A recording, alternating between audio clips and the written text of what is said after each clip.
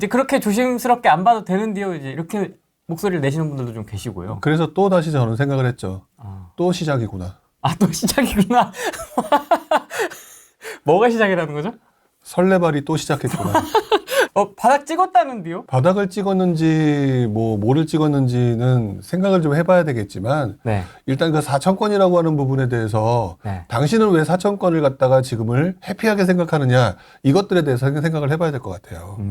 전고점 돌파의 의미? 뭐 300건, 1000건 막 이러다가 그렇죠. 지금 갑자기 4000건 딱 터지니까 4천건이나 팔렸으니까 이제 뭔가 회복되는 거 아니냐라고 얘기하는데 예. 제 방송을 보셨던 분은 이미 아시겠지만 시장을 보면서 스팟 어떤 특정 시점으로 보는 게 아니라 플로우로 봐야 된다고 제가 항상 말씀을 드리거든요. 저량이 아닌 유량으로. 네, 흘러가는 추세로 봐야 되는 건데 지금 추세로 볼 때 지금 4천건을 돌파했다라는 게 뭐 예를 들어 속된 말로 상승장의 시작이라든지 예. 회복장의 시작이라든지 이렇게 보기에는 너무 설레발이다라는 거예요. 상승의 서막. 네, 그건 완전히 설레발인 거고 그 다음에 더 나아가서 그 상승의 서막이라고 하는 그 용어를 어딘가 썼을 거예요. 아, 그렇습니까? 어딘가가 그러니까 예를 들어서 어딘가에서 썸네일 같은 거로 썼겠죠. 네네. 예, 그게 바로 설레발이라고 얘기하는 거예요.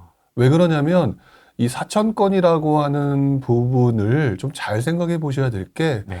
실제로 우리가 2021년, 2020년 또는 우리가 잘 나가던 18년, 19년 이때 서울의 거래량 확인해 보신 분이 있나 한번 물어보고 싶어요. 그 당시에. 그때 당시 모르겠네요.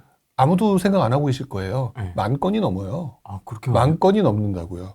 그 정도로 거래량가 많았다는 거예요. 그 말은 4천건이기 때문에 앞으로 그 10,000건으로 달려간다라고 생각하는 거는 당신 생각일 뿐 사실상 추세가 4천건이 5천건 되고 5천건이 6천건, 7천건이 되는 과정을 보면 이제는 확실히 가는구나라고 하면 그때 판단하면 되는 건데 꽤 바닥을 찍다가 이제 조금 거래량 이 정도라면 그래도 거래가 어느 정도 이제 숨통 튀었네 라고 하는데 벌써부터 설레발 치고 있다는 거죠. 그리고 4천건이라고 하는 부분을 지금 여러분들이 너무 상승장의 여운이 많이 남아서 그 여운을 그대로 갖고 시장을 보고 계세요. 좀 아련합니다. 네. 지금도 아련합니다. 아련하게 지금 바로 직전장을 보고 얘기들 하고 계시잖아요. 예. 근데 그 4천건이요.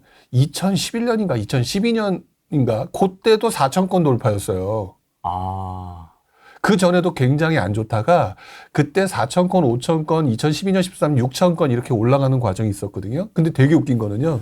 그때도 제가 봤었고 지금도 봤었단 말이에요. 네. 근데 그때 봤었을 때 여러분들은 그 직전장의 여운으로 뭐라고 행동을 했냐면 조금 거래됐나 보지 뭐. 부동산 끝났어. 이게 거의 대다수의 입장이었어요. 그 여운이 안 좋은 여운이었어요. 그대로 남았기 때문에. 그러니까 여러분들은 지금 보고 싶은 대로 보고 직전장의 여운을 가지고 지금 그 방향성으로 되기를 원하는 마음으로 보고 있는 거예요. 그렇기 때문에 지금 4천건이라고 하는 거를 제가 여러분들한테 설레발 친다 뭐 한다면서 초를 치고자 하는 얘기가 아니라 여러분들 좀 객관적으로 봅시다. 설레발을 치려면 6천건, 7천건이 나오는 과정이 플로우상으로 확실히 반등했다라는 걸 보고 난 다음에 치자. 작년에도 봤지 않느냐. 올라가다가 주춤하고. 네. 작년에 설레발 친 건 잊어버렸고 왜 올해도 똑같이 설레발 치고 또 남들이 설레발 치는 거에 또다시 흥분하고 있느냐. 흥분은 돈 벌고 난 다음에 흥분해도 늦지 않으니까 지금은 그 단계는 아닌 것 같아요. 왜냐면 이제 작년과는 좀 이제 상황이 다른 게 이제 금리가 이제 네네. 쉽진 않지만 어쨌든 이제 내려갈 일만 남았으니까 공부 좀 하고 좀 얘기 좀 하라고. 좀 많이 세졌죠. 네. 이제 좀 마음이 편해요. 편안하십니까? 네, 되게 마음이 편해요. 근데 제 말이 그동안 했던 제 말이 그렇게 많이 틀리지 않았다라는 것들이 이제 조금 많이들이 이제 아시니까 그런데 제가 이제 상승장 때 좀 조심했잖아요. 네. 오히려 조심했는데 지금 말한 것도 금리 부분들을 얘기를 많이 하시거든요. 네. 물론 저도 금리가 인하될 거라고 봐요. 그래서 금리가 인하되면서 분명히 시장은 회복될 거다라고 하는 걸 보는데 역시 유량으로 보는 거예요. 플로우로 보면서 길게 보는 거거든요. 근데 지금 상황으로 보게 되면 몇 가지 조금 의문나는 게 있어요. 의문이요? 의문나는 게 있는 게 뭐냐면 금리가 되게 많이 올랐잖아요. 근데 부동산 담보대출 금리가요. 부동산 담보대출 금리가 그만큼 많이 올랐나? 지금 여러분들이 지금 너무 많이 대출을 받으신 분들 같은 경우는 되게 힘들다는 느낌을 받으실 거예요. 네. 근데 일반적으로 보게 되면 그만큼 금리가 오른 만큼 부동산 담보대출 금리가 엄청나게 올라갔다? 그 정도는 아니에요. 자세히 살펴보면. 그리고 여러분들 기억하시는지 모르겠지만 정부가 팔 비틀어가지고 작년에 그 은행 팔 비틀어가지고 맞습니다. 은행 가상금리 낮췄어요. 맞습니다. 왜 그거는 생각을 못 하시는 이거죠. 금리가 인하되니까 이럴 거다라고 얘기했잖아요. 고객님이 은행이에요. 네. 은행인데 내가 이제 정부가 팔 비틀었어. 아프단 말이죠. 근데 속마음은 뭐예요? 나 돈 벌어야 되는데 왜 내 팔 비틀어라고 얘기했잖아요. 그렇죠. 지금 조금 시장 괜찮아졌죠. 네. 그렇죠. 네. 그 은행 팔 비트는 거 어떻게 할까요? 이제 조금 풀어 이제 그동안 좀 미안하기도 하고. 고생했으니까. 예, 그런단 말이거든요. 그럼 은행 무슨 행동할까요? 그래? 조금 살았나? 우리 그동안 돈 못 벌었지? 그럼 뭐부터 올리겠냐고요. 가상금리 올리겠죠. 원래대로 복귀시키겠죠. 그렇기 때문에 여러분들 기준금리 가지고 너무 크게 자꾸들 오바들을 하시는데 기준금리는 시장 전체의 방향성을 보여주면서 앞으로 돈이 늘어나고 줄어들고 하는 부분인데 그 안에 있는 내부적으로 움직이는 것들을 보게 되면 은행들은 가상금리 올릴 거예요. 그렇기 때문에 여러분들이 생각하는 것처럼 표면적으로 엄청나게 금리가 떨어져서 다시 부동산이 옛날에 0. 몇 % 뭐 이런 거 생각하면서 막 가자 이런 상황이 오기가 어렵다고요. 지금 상황에서. 근데 이런 상황이 있다라는 것들에 대해서 설명하시는 분들을 별로 못 봤던 것 같아요. 오히려 지금 금리 인하기 때문에, 지금 우리 후생님도 금리 인하기 때문에 얘기를 해주셨잖아요. 그게 아니라고 저는 얘기를 하는 거예요. 오히려 저는 이런 상황이 계속 진행되면 가상금리 체계로 인해서 은행금리가 조금 올라갈 수 있는 소지는 좀 있고요. 물론 올라간다고 하더라도 또 올라간다고 이렇게 걱정하실 필요는 없다고 봐요. 왜 그러냐면 정부가 분명히 이렇게 보고 있는데 가만히 있겠냐고요. 그렇기 때문에 그 정도는 아닌데 여러분들이 바라고 원하는 것처럼 파워풀하게 시장이 좋은 쪽으로 바뀔 거다. 이거는 조금 오바의 해석이다. 왜 내가 너무 직전장의 여운이 강해서 나 돈 벌고 싶은데 근데 조금 이렇게 본다? 금리가 떨어진다? 금리가 떨어진다라고 얘기하는 부분으로 인해서 가격이 올랐던 바로 지난장의 여운을 그대로 투영시켜가지고 세상이 이렇게 되길 바라고 계신 거잖아요. 근데 그렇게 바라보기에는 여러분들이 지금 봐왔던 기간이 너무 짧단 말이에요. 저는 20몇 년 동안 봐왔고 실제로 제가 그 당시에 금융기관에 근무하고 대출계에서 일하고 있을 때니까요. 2010년대 전후에 가상금리 바로 올렸어요. 저희도 그 당시 가상금리 바로 올렸다고요. 그래서 생각보다 금리가 떨어진 효과가 없다가 그러다가 또 갑자기 금리가 올라가니까 좀 주춤하다가 이런 식으로 해서 유지가 되는 과정이 될 가능성이 좀 높아요. 실제 기준금리의 움직임보다는 체감금리가 더 중요하겠네요. 그렇죠. 체감금리가 생각보다 떨어지지 않을 가능성이 높고 오히려 까딱 잘못하면 뭐 시장이 좀 비틀을 한다거나 뭐 이런 상황이 오게 되면 올라갈 가능성도 있는 거예요. 지금 현재 상황에서. 단 또 오버하지 말아야 될 것은 또 무슨 금융위기 같은 것이 오냐? 이건 아니고요. 그거는 아니라고 보고. 그러니까 여러분들은 지금 제가 보수적으로 시장을 봐야 되는 입장에서 근데 그거 말고도 긍정적인 것들이 기사들이 엄청 나오거든요. 근데 그래서 제가 말씀드리는 것들을 여러분들이 너무 내 위주로 직전장의 여운을 생각하면서 이렇게 될 거라고 자기적으로 해석하지 마시고요. 제가 말하는 모든 내용이 최소한 중기 정도의 방향성을 가지고 좀 길게 얘기하는 유량을 보고 그 플로우를 보고 얘기하는 그 개념으로 얘기한다고 생각해 주시고 판단해 주시는 게 좋을 것 같아요. 그럼 이제 유량하면 또 빼놓을 수 없는 게 바로 또 따라오는 게 공급 부족입니다. 네네네. 26년, 27년에 네. 거의 공급이 정말 드시면서 네. 하시죠. 네. 역대급으로 줄어드는 게 이제 거의 불보듯 정해진 미래다 이렇게 표현을 많이 하더라고요. 네네. 그러면 이제 당연히 공급이 자연스럽게 줄어들고 네. 금리는 이제 줄어들 일만 남았고 네. 네. 지금 뭐 강남은 뭐 어디 둔촌주구인가 어디 뭐 피가 여전히 뭐 세게 붙어 있고 네. 청약 경쟁률 수십 대일 지금 나오고 있는데 네네. 여기서 뭐 더 떨어지기는 쉽지 않은 거 아니냐 네네. 이런 얘기들이 다 맞는 얘기죠. 다 맞는 얘기인데 여러분들이 지금 보고 있는 게 네. 너무 특정 지역 아닌가요? 서울 서울. 그 중에서도 좋은 곳. 강남. 그리고 몇몇 금방 얘기했던 둔촌주공 같은데 네. 여기는 모든 사람들의 욕망이 집합되어 있는 곳이에요. 욕망과 욕구가 집합되어 있는 곳이라고요. 그렇기 때문에 이 동네가 움직이게 되는 것, 설사 이 동네가 떨어진다고 하더라도요.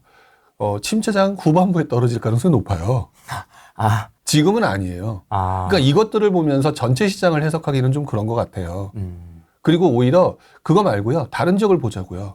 다른 지역을 보게 되면 가끔 가다가 이제 서울 제가 지금 며칠 전에도 신문 기사를 보니까 금관구가 조금 살아나고 있다라든지 네. 뭐 경기도 일부 지역에 살아나고 있다든지 이제 이런 거를 보고 있는 기사를 봤는데 그렇다면 그동안은 별로 안 좋았다는 얘기거든요. 네. 그리고 다들 알고 계신 것처럼 지방도 안 좋아요. 근데 가장 사람들이 그러니까 배타적으로 들어오기 어려운 곳들, 그런 곳들, 공급의 비탄력성이 엄청나게 센 곳, 그런 곳들의 지역들을 보면서 여러분들이 전체 시장을 판단한다는 거는 좀 오바라는 생각이 들고요. 일단은 공급 부족이라고 하는 부분에 대해서 그다음에 이제 금리 인하라는 게 장기적인 방향성으로 보게 되면 다시 회복될 가능성에 대해서 어떻게 생각하십니까? 그러면 그거에 대해서는 분명히 저도 오케이라고 하죠. 네. 근데 그 기간을 조금 길게 보셔야 될 것 같다고 봐요.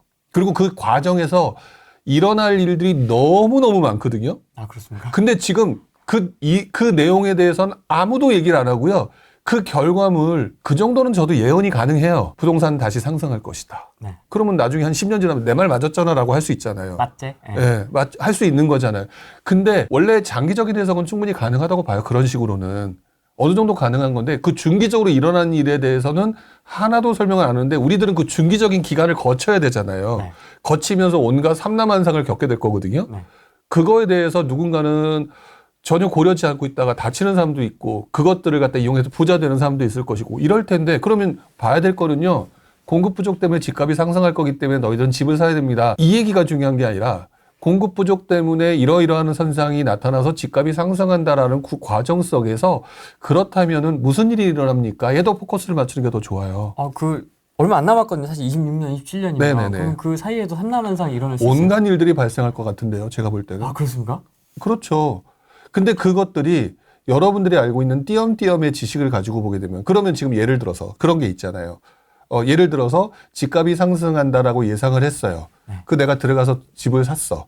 집을 샀는데 나 영끌했어. 근데 갑자기 극단적인 경우로 미국에 무슨 문제가 생겨가지고 갑자기 시장이 뒤집어졌어. 그럼 금리가 엄청나게 올랐어. 그러면 그 구간 내, 그 삼라만상이 일어나는 구간 내에 한 1년 안에 누군가는 죽을 수도 있는 거예요. 예를 들면 극단적인 경우지만. 네.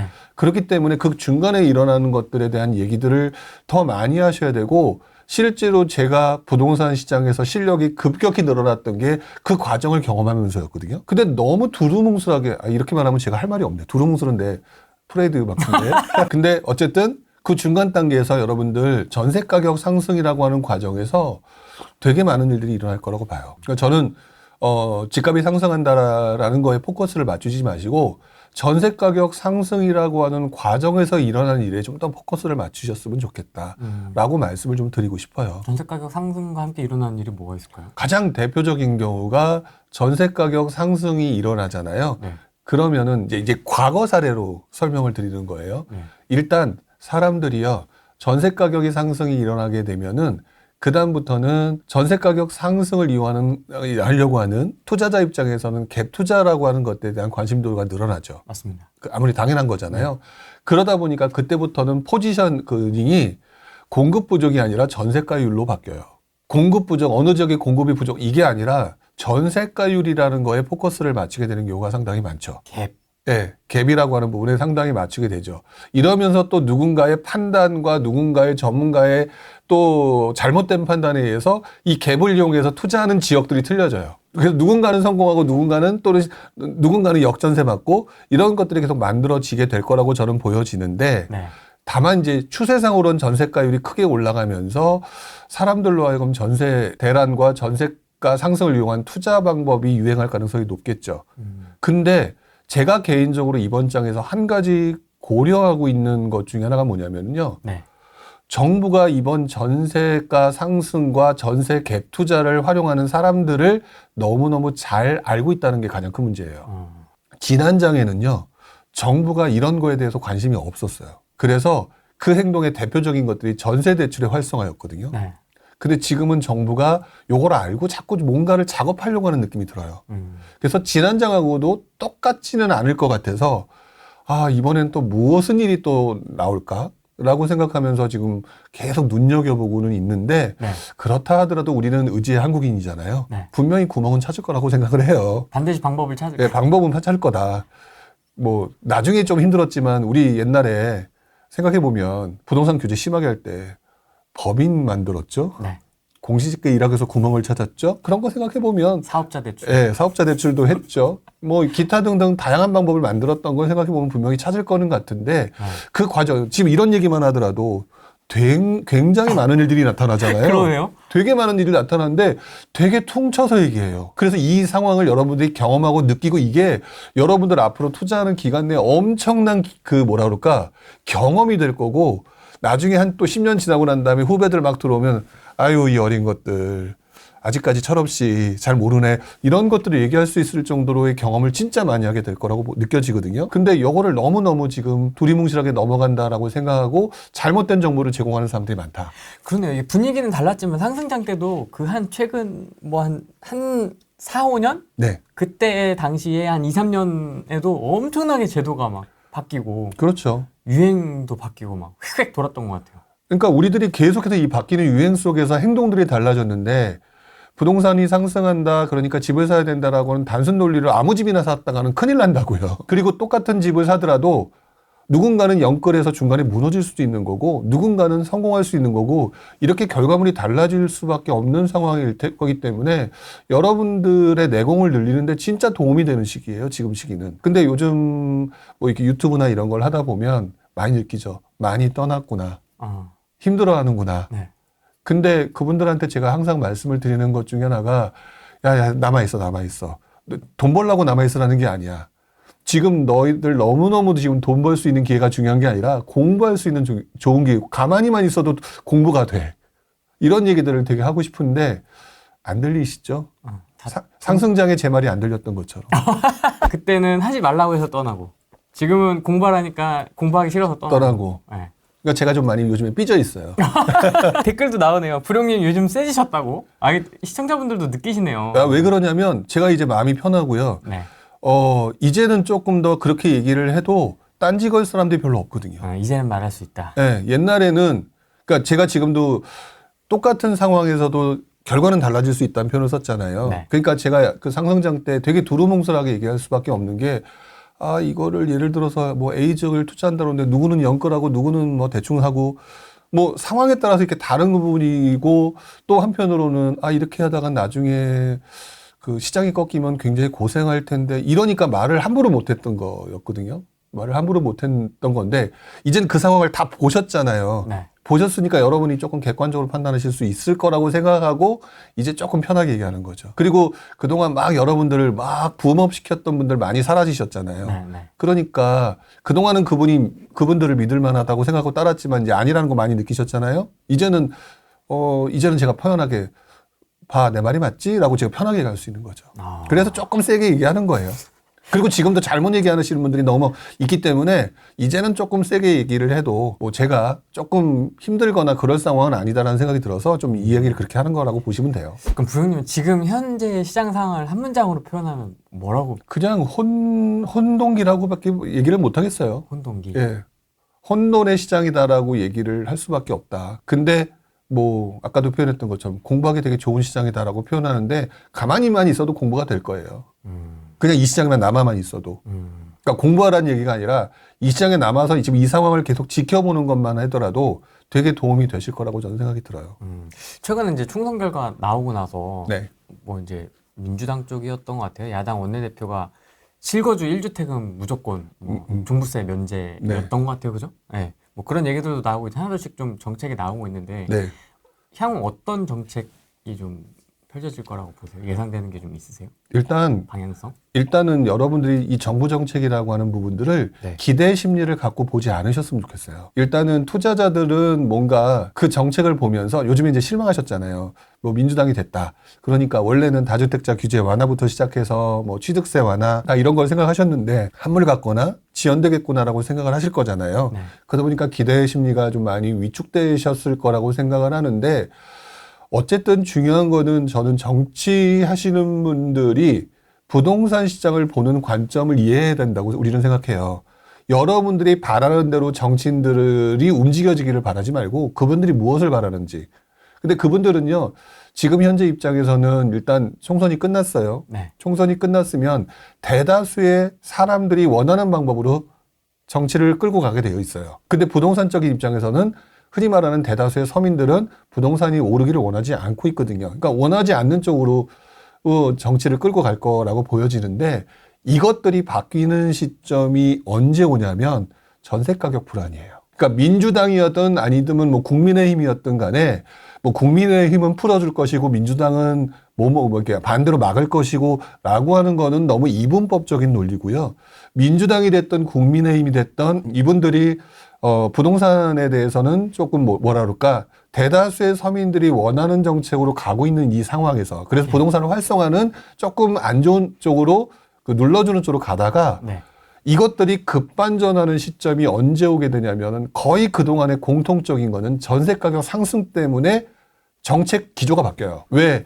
정책 기조가 전세 가격이라는 게 지금 공급 부족 아까 얘기하셨잖아요. 네. 2026년, 7년 그건 잘 모르겠고 중요한 거는 공급 물량 부족의 누적은 결국에는 새로운 공급이 부족한 거고 여기서 나오는 전세 물량 자체가 줄어드는 거고 그다음에 기존 전세 물량이 나와야 되는데 임대차 3법과 계약갱신 청구권 때문에 2년짜리를 4년으로 묶어버렸단 말이에요. 네.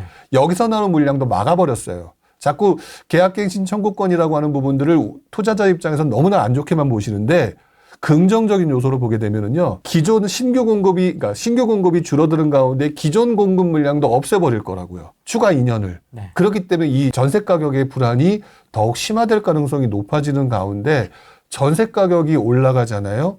그러면은 서민들의 입장에서 정부는 전세 대출을 늘려주거나 아니면은 너무 전세 가격이 올라감으로 인해서 시장이 불안해지니까 임대 공급을 늘려주거나 매매 시장으로 차라리 그러면 돈 대출해 줄 테니까 집을 사라는 쪽으로 흘러갈 수밖에 없는 구조였단 말이에요. 근데 임대 공급은 현실적으로 부족한 거고 그러면 결국 매매 활성화로 흘러가면서 국민의힘이든 민주당이든 대다수의 서민들이 나중에는 전세 대란 좀 어떻게 해결해봐라고 하면 그러면 매매 좀 풀어놓게. 그러면 전세하지 말고 매매할 수 있는 사람이 매매하면은 좀 줄어들잖아. 이렇게 하면서 시장이 살짝 바뀌게 될 거라고요. 유턴될 가능성이 높아요. 그리고 실제로 그게 일어났던 게 2010년에서 2014년까지 모습이었었고요. 그렇기 때문에 지금 정치인들이 어떻게 하는 거에 대해서 뭐 나는 민주당 빠니까 나는 국민의힘 빠니까 그리고 얘네들은 이렇게 하는 게 맞으니까 이런 식으로 조금 생각하지 마시고요. 이분법적으로 생각하지 마시고 서민들의 시장이 어려워졌을 때 그들의 정책 기조가 아무리 민주당이라고 하더라도 부동산 시장을 활성화 또는 정상화시킨 쪽으로 바꿔줄 수도 있는 거고 국민의힘은 반대로 될 수도 있는 거고 이렇게 간다고 보셔야 될 거예요. 그럼 과거에는 그런 전세 난리였을 때는 어떤 정책들이 나왔습니까? 그럼 대출 풀어주는 것들하고. 그게 근데 이제 대다수의 맞아요. 풀어줬어요. 일단 결론부터 얘기를 해야겠죠. 풀어줬거든요. 풀어줬는데 대다수의 우리 서민들이 전세 대란 때문에 힘들어지기 전까지의 속마음은 집값이 오르지 않기를 바라잖아요. 네. 그러니까 집값이 오르지 않기를 바라는 그 순간에 부동산 활성화 또는 정상화 대책이 나오기가 어렵단 말이에요. 하지만 사람들이 심리가 막 바뀌면서 내가 당장 전세를 들어가야 되는데 1억이 올랐대, 2억이 올랐대라고 얘기하게 되면 아까 말했던 부동산 가격이 오르지 말고가 중요한 게 아니라 이걸 잊어버리고 이거 좀 어떻게 좀 해결해봐 라고 얘기를 하잖아요. 그런 가운데서 그러면 이것들을 좀 살 수 있도록 바꿔줄게. 니네 전세 때문에 힘들지? 그러니까 요거 좀 대출을 금리도 낮춰주고 LTV도 하면 괜찮아? 그러면 집값이 오른다가 아니라 그러면 내가 한번 사볼까? 내가 조금 방법이 생겼네? 이러면서 그 방법을 오케이 하고 대다수가 받아들이겠죠. 이렇게 받아들이면서 정상화의 물꼬가 튀어져요. 2008년 금융위기 이후에 네. 2009년도 지나고 2009년도부터 시작해서 제일 처음에 풀어줬던 게 그때도 신혼부부예요. 1차적으로 신혼부부부터 풀어줘요. 그러면 이 신혼부부들을 먼저 어떻게 줘야 되느냐? LTV 풀어야 돼요. 두 번째, 지금은 DSR이지만 그때는 DTI를 풀어야 되겠죠. 그런 거를 푼 상황이 되니까 집값이 오르질 못하죠. 왜? 얘네들의 수요가 한정돼 있으니까. 네. 그리고 난 다음에 전세 가격은 오르죠. 신혼부부들 또 전세 갈 데 없죠. 막 이렇게 보니까 시간이 점점 가면서 조금씩 풀어요. 또 미분양은 엄청 늘어나죠. 그러니까 미분양도 조금씩 예를 들어서 양도세 일부 면제해 줄게. 그다음에 완전 면제해 줄게. 취득세 풀어줘야 되겠네. 취득세 풀어줄게. 이러고 있다가 정신을 차려보니까 전세 때로는 더 힘들어졌죠. 규제는 살짝 하면서 다 풀어져 버리고 있는 거예요. 이때 2014년도에 정부가 들어서면서 박근혜 정부였죠. 네. 그때 우리들이 잘 알고 있는 빚내서 집 사라 라는 얘기가 그때부터 촉발된 거죠. 그리고 그때 상승장이 그때부터 시작되는데 제 기억으로 그때 정확하진 않아요. 정확하진 않은데 제 기억으로 그때 기억이 서울 거래량이 6천 건이었나? 7천 건이었나? 어. 그랬던 것 같아요. 그러니까 지금 제가 말씀드린 건 정확치가 않은 거기 때문에 제가 그냥 흘려지내갖고 오래된 정보기 때문에 기억이 맞지 않다라는 가정하에 말씀드리는 거지만 그러면서 나중에 올라가면서 10,000건이 넘어가고 이렇게 됐던 걸로 기억을 해요. 그러니까 이렇게 풀어줘야 되죠. 그러니까 지금 많은 분들이 지금 이런 과정들이 그 당시 있었다는 거 얘기 한마디도 안 하고 전세 가격이 올라가게 될 거고 공급 부족이니까 전세 가격이 올라갈 거고 집값이 올라갈 거야 라고 하는 너무 단순 논리적으로 가는데 그 기간이 3, 4년이 걸릴지도 모르는 거라고요. 너무 퉁쳐서 얘기하게 되면 우리들은 그래서 집 사야 되겠구나 딱 집 사고 난 다음에 3, 4년 동안 왜 이렇게 안 올라라고 하고 정부는 조금 찔끔 풀어주고 아이고 미쳐버리겠네 이렇게 될 텐데 단순하게 이제 이렇게 생각하죠. 보통 27년에 공급 부족이라고 하네? 그러면 전세가를 그때까지 밀어 올리겠네? 그럼 나 선진입해야지? 올해? 내년에 사야겠네? 그러니까 선진입하는 건 좋아요. 근데 선진입을 10년 전에 할 수는 없는 거고 네. 5년 전에 할 수는 없는 거라고 봐요. 네. 신호가 보여야 되는 게 맞는 건데 네. 이왕이면 좀 짧게 하는 게 좋잖아요. 근데 그 신호라고 하는 것들이 뭐냐에 대한 설명을 할 수 있는 사람들의 얘기를 들어보라는 얘기예요. 그게 뭐냐? 전세 가격 상승이라고 하는 것들이 좀 더 촉발되고 이 전세가율이 올라가면서 사람들이 아우성치는 상황이 만들어지고 그 시점에 너무 전세 대란이라고 하는 부분이 심각해지는 상황이 되면서 무언가 정부는 그게 이제 국민의힘이든 민주당이든 그러면 조금씩 그동안에 죄어놓고 지금까지 절대 잡고 안 놨던 것들을 하나씩 그 헤게모니들을 풀어주는 그 상황이 되는 그것들이 신호란 말이에요. 근데 지금 하나도 안 풀었잖아요. 네. 하나도 안 풀었거든요. 근데 혼자만 생각해. 혼자만 머릿속에서 막 논리를 구성을 해. 방구석에서. 예. 구성을 해서 이렇게 될 거야. 혼자 그래서 내 논리가 완벽해라고 혼자 뿌듯해. 제가 그거 보면서 어이없다라고 얘기를 하는 거예요. 지금 그래서 그 논리로 얘기하시는 분들이 의외로 많은데 그 논리를 얘기하시는 분 중에서 상당히 오래되셨다고 하신 분들이 있거든요. 근데 제가 기억하기로는 그분들 다 2010 몇 년 이후에 등장하신 분들이에요. 그 당시 일어났던 현상들을 볼 때 다 초보들이었을 거예요. 그래서 기억 못 하실 것 같은데. 내가 암모나이트다. 이렇게 하면 노인네 같고. 이제 아예 세게 얘기하기로 작정했기 때문에 제가 이렇게 얘기를 하는 거지 제가 이렇게 싸가지가 없어서 하는 소리는 아니고요. 그렇죠. 다 아시니까. 네. 그렇게 하는 얘기가 아니고 여러분들이 조금 정확한 방향을 잡았으면 좋겠다는 생각이 좀 더 이렇게 좀 세게 얘기하는데 어쨌든 그분들이 그렇게 해서 돈을 벌었다. 그래서 나 갭 투자를 이렇게 벌었다라고 했는 그 시점이 그분들은 초보자에서 중급으로 넘어가는 시절이었을 거란 말이에요. 그렇기 때문에 초급 시절에 봤던 그 시장 분위기를 전혀 모르고 계실 거라고. 그렇기 때문에 그 당시 상황을 지금 제가 계속 얘기를 하는 거예요. 조금 더 빨리 움직이시는 분들은 지금 지방 가거든요. 그러니까 지방 가는 걸 얘기하기 전에 본질을 생각해 봐야 되는 거거든요. 본질. 부동산 투자하는 사람들의 본질을 자세히 보게 되면 우리 입지 투자라고 얘기를 하죠. 네. 그렇죠? 네. 그리고 이번에 우리 상승장 때 봤잖아요. 입지가 얼마나 중요한지를 아니까 지금 다 서울 가는 거잖아요. 맞습니다. 그렇죠? 네. 근데 그 입지가 나쁜 곳을 투자하다 보니까 시장이 꺾였을 때 그 나쁜 입지가 어떻게 되는지를 이번에 봤단 말이에요. 맞죠. 그쵸? 제대로 보셨잖아요. 제일 먼저 뭐가 터져요? 역전세란 터지잖아요. 네. 팔려고 싸게 내놔도 안 팔리잖아요. 그렇잖아요? 공시지가 1억이 2억 됐다가 갑자기 다시 공시지가 1억 미만으로 갔다고 얘기 들었거든요. 다시 원래대로 원상복귀예요. 네. 즉 입지가 얼마나 중요하다는 걸 느꼈단 말이에요. 네. 근데 그분들이 지금 어디 가고 있다고요? 지방에 중소도시를 가야 된다라고 얘기하는데 뭐를 근거로 얘기를 해요? 갭으로 얘기를 하고 있잖아요. 갭이 본질이에요? 입지가 본질이에요? 입지요. 입지가 본질이에요. 근데 무슨 헛소리를 하고 있냐고요. 그리고 아니다, 내 말이 맞다라고 얘기하시는 분이 있으면 배틀 한번 해보자고요. 그 논리에 대해서. 배틀 신청 받습니다, 여러분. 왜 그러느냐. 입지라고 하는 부분들은 시장이 좋을 때는 강력한 상승세를 보이고요. 예. 그러니까 시장이 꺾였을 때는요, 바닥을 받쳐주는 역할을 해주거든요. 근데 입지가 나쁜 곳들은요, 시장이 좋았을 때도 제일 늦게 움직이고요.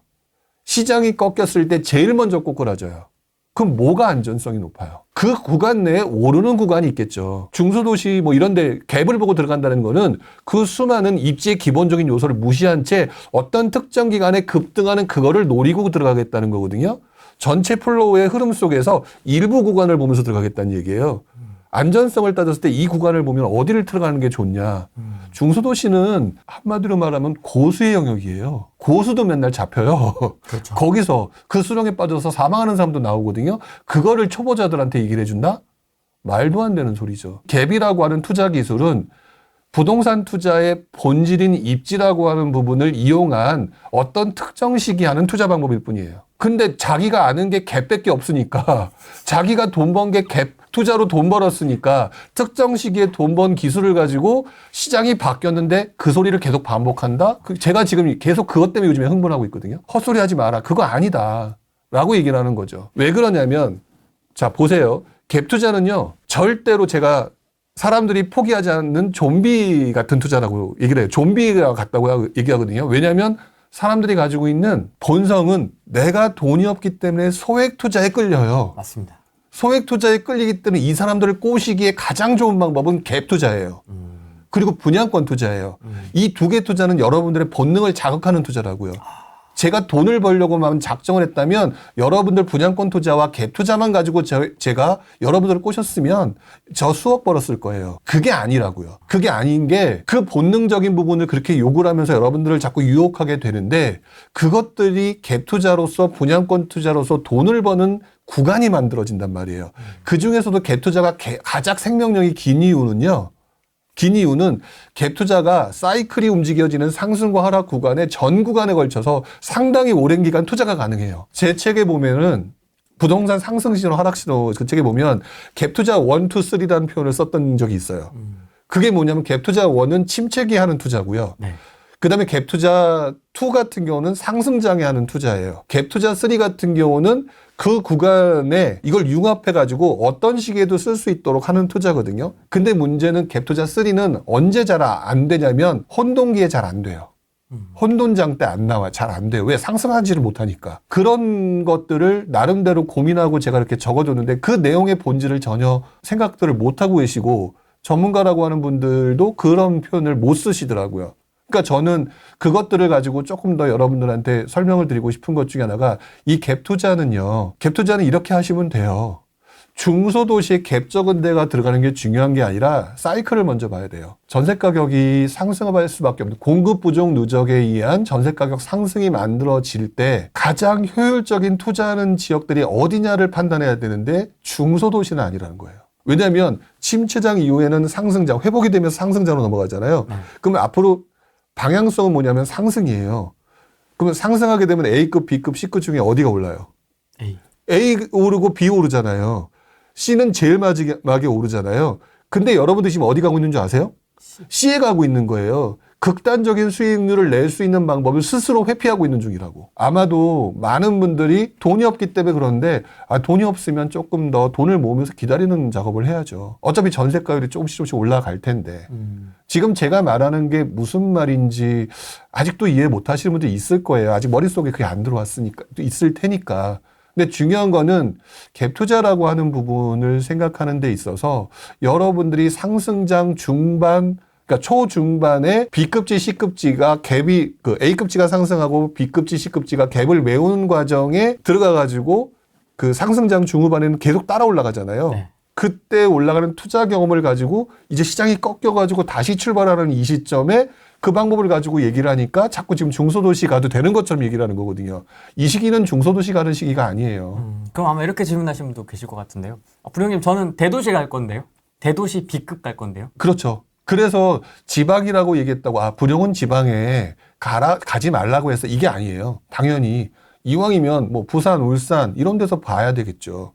왜냐면 근데 중요한 거는 그러면 여기서 또 한 가지 본질적인 문제가 또 나와요.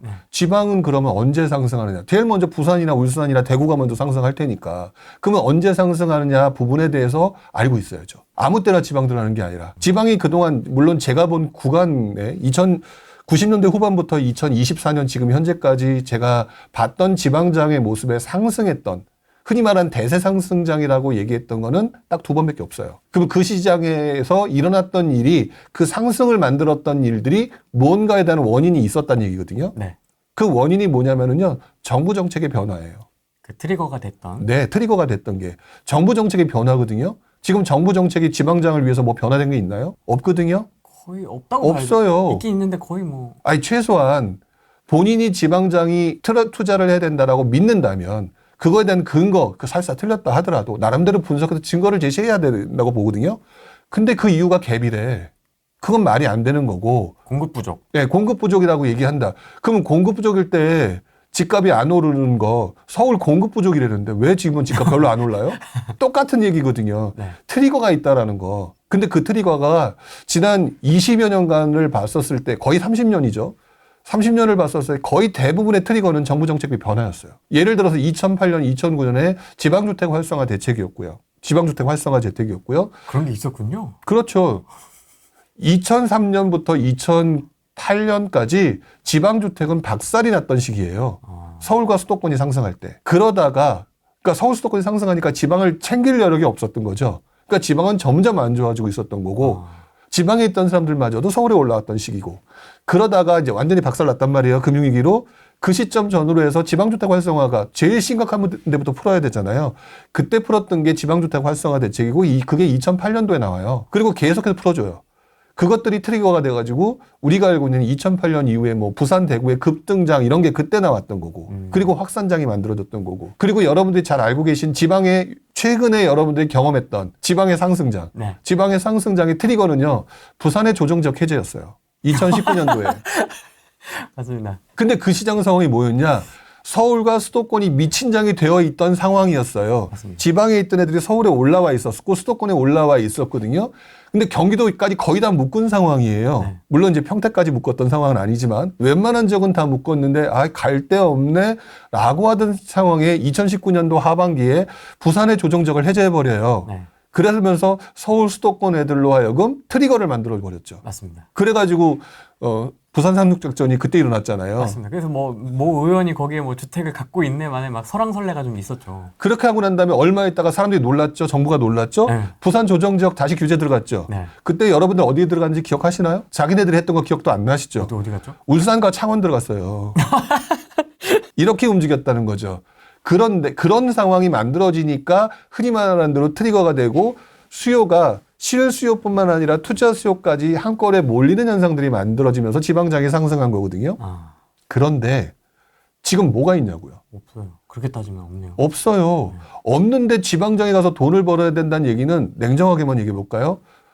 전문가분들 그렇게 얘기를 해야지 내가 강입할 수 있는 거 아닌가요? 냉정하게 보면 그렇게밖에 판단이 안 돼요. 그러니까 물론 나도 지금 투자를 하고 싶죠. 투자를 하고 싶으니까 그런 데를 듣고 믿고 싶겠죠. 그런데 그러려면은 논리가 명확하거나 그때 상황을 갖다 복기를 하면서 한 번쯤 확인해 봐야 된다는 거고 그 당시 상황을 이렇게 자세하게 제가 얘기를 해드릴 수 있는 것 중에 하나가 저 역시도 실패하기 싫었기 때문에 그때의 상황을 다 다시 복귀하고 나중에 그것들을 반복하고 하는 과정에서 깨달음을 얻었던 거거든요. 투자를 해서 실패도 했고 뭐뭐해서 잘못도 됐고 그런 과정이 있는데 여러분들은 상당수는 날로 먹으려고 하시잖아요. 그게 문제라는 거예요. 그럼 부령님도 옛날 지방장 때 지방 투자도 이렇게 하시죠? 아니 저는 지방을 속된 말로 무시했어요. 그러니까 옛날 사람인가 봐요. 그래서 지방에 들어가면 왠지 돈을 벌 수 있을 것 같다라기보다는 왠지 전원 생활을 해야 될 것. 그 설사 부산도 있는데 자꾸 이런 생각이 들다 보니까 저도 편견을 가지고 못했죠. 그래서 저 같은 경우는 그 당시에 경매에 집중하고 있었어요. 그러다가 경매 지방법원에 내려갔다가 지방장에서 투자하시는 분이 또 경매 지방법원으로 막 다니시는 분들 계셨거든요. 네. 그분들을 만나서 그때 지방장의 분위기를 제대로 알았죠. 그러니까 저도 그때는 분위기 파악을 제대로 못했던 시절이었던 것 같아요. 그래서 좀 더 철저하게 복귀를 네, 그러려고 되게 애를 썼던 거고. 해오셨겠네요. 그러다 보니까 우연히 지금도 기억나는데 그때 이제 그렇게 하다 보니까 저는 이제 그 당시 서울 수도권이 완전 박살나니까 네. 뭐 그러지 않아도 떨어졌는데 더 싸게 살 수 있는 게 뭘까? 그러면 경매이지 않을까? 계속 경매 시장을 막 눈치 보고 있다 보니까 가끔 가다가 자주 한 건 아니고 막 그쪽에 미쳤던 건 아니니까 가끔 경매 법원 내려갔는데 서울에는 할 게 없어 보이고 지방 같은 데 가끔 가잖아요. 그럼 지방에서 올라오신 분이 거기서 또 있단 말이죠. 네. 그럼 이런 얘기 저런 얘기하다 보니까 이 동네랑 저 동네랑 분위기가 틀린 거예요. 뭐지? 라고 하는 그런 과정들을 겪었던 것 같아요. 그리고 난 다음에 지방장에 계신 분들까지도 이제 이번 서울 수도권의 상승장 때 다시 그분들이 또 올라오시더라고요. 그래서 이렇게 계속 바뀌는구나. 그래서 그것들을 좀 정리하는 과정이 저는 좀 오래 걸렸어요. 이게 그런 지금 세세한 것까지 되게 잘 기억을 하고 계시는데요. 그렇죠. 부산 거기 풀었던 것부터 시작을 해서 프로세스를 지금 다 기억을 하고 계신 것 같은데 네. 그런 것들 따로 정리를 해놓으세요? 정리해놔요. 저는 2003년도부터 2024년도까지 지금 현재 상황까지 거의 다 정리가 되어 있어요. 그럼 그 당시에 내가 했던 생각이랑 팩트랑 이런 거 다 이렇게 정리해 주시는 거예요? 그렇죠. 그리고 또 가장 좋은 방법은 그 시절에 있었던 뉴스 목록을 정리해 보면 돼요. 제목만 가지고도. 월별로 정리를 해놓거든요.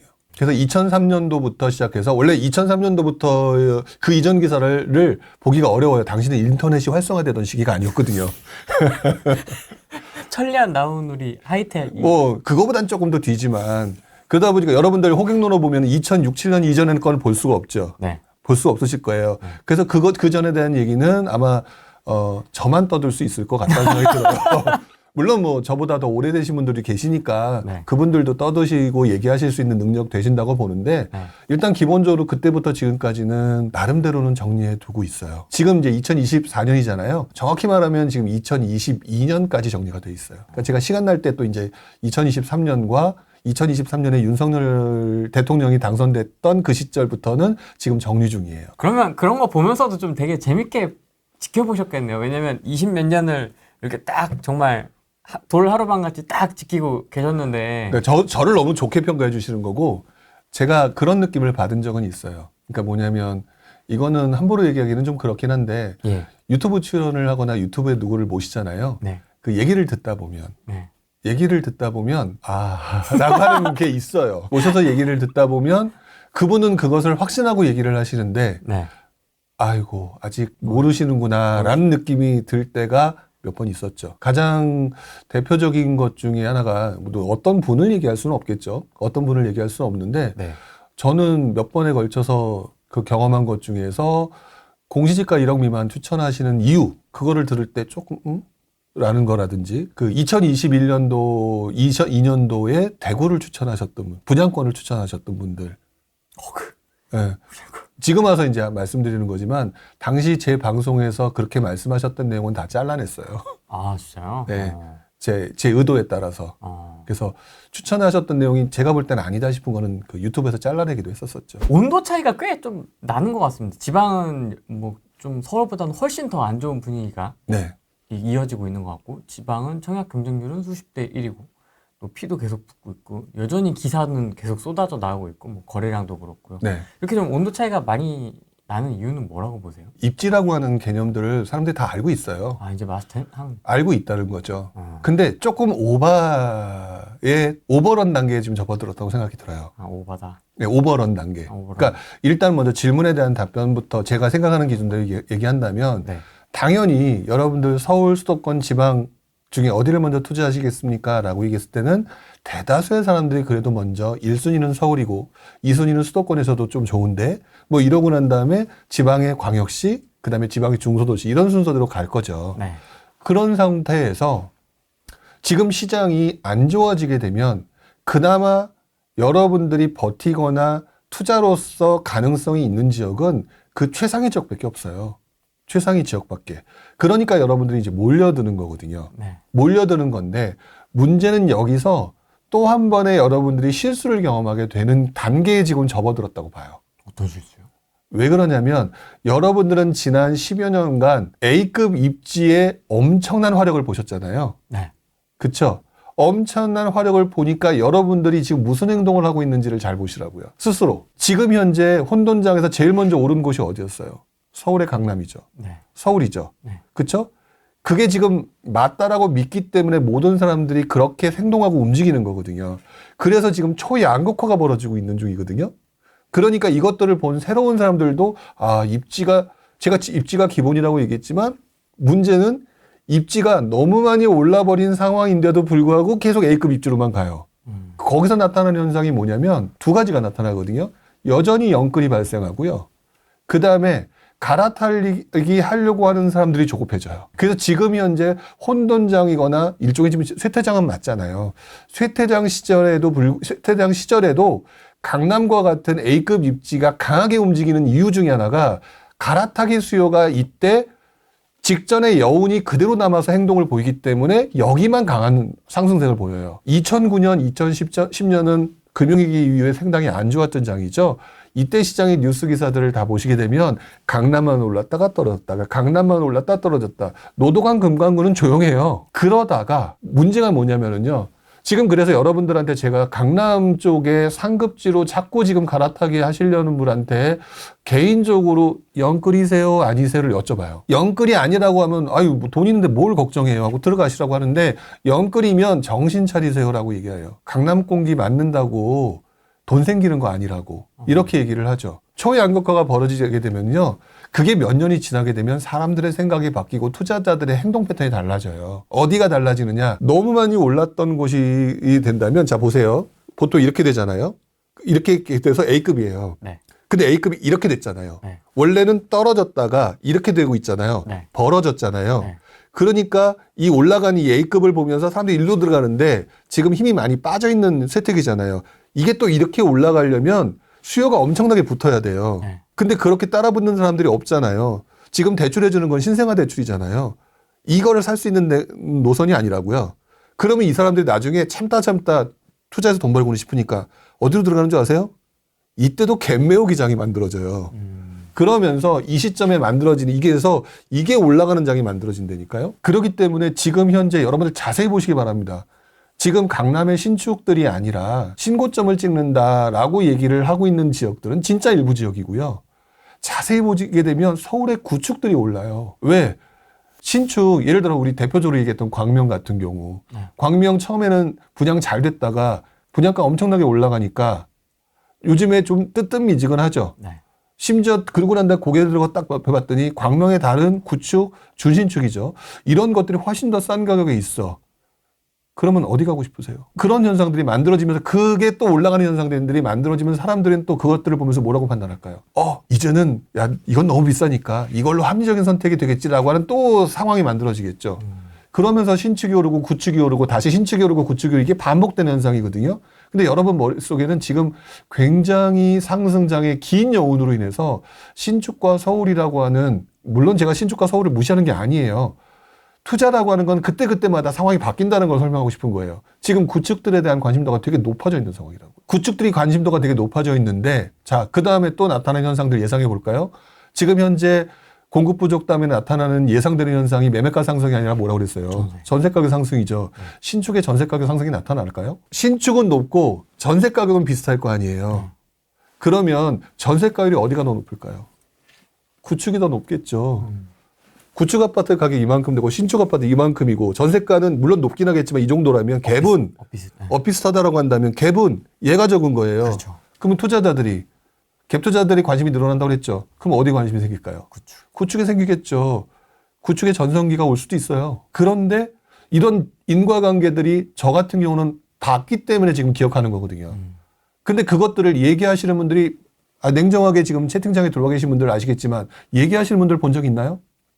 별로 없으실걸요? 아예 보신 적도 없으실 거라는 생각이 들어요. 그러니까 지금 신축이 계속해서 간다라고 하는 생각 자체를 버리시고요. 이것들을 또 다시 원론적으로 돌아와서 보게 되면 시장은 불균형과 균형의 싸움이에요. 신축과 구축의 싸움이고요. 서울과 수도권과 지방의 싸움이고요. 서울이 올라가면 수도권이 올라가고 수도권이 올라가면 지방이 올라가고 여기서 신축이 움직이면 구축이 움직이고 아파트가 움직이면 아파트를 움직이고 이런 균형과 불균형의 가격의 균형과 불균형의 싸움이라고요.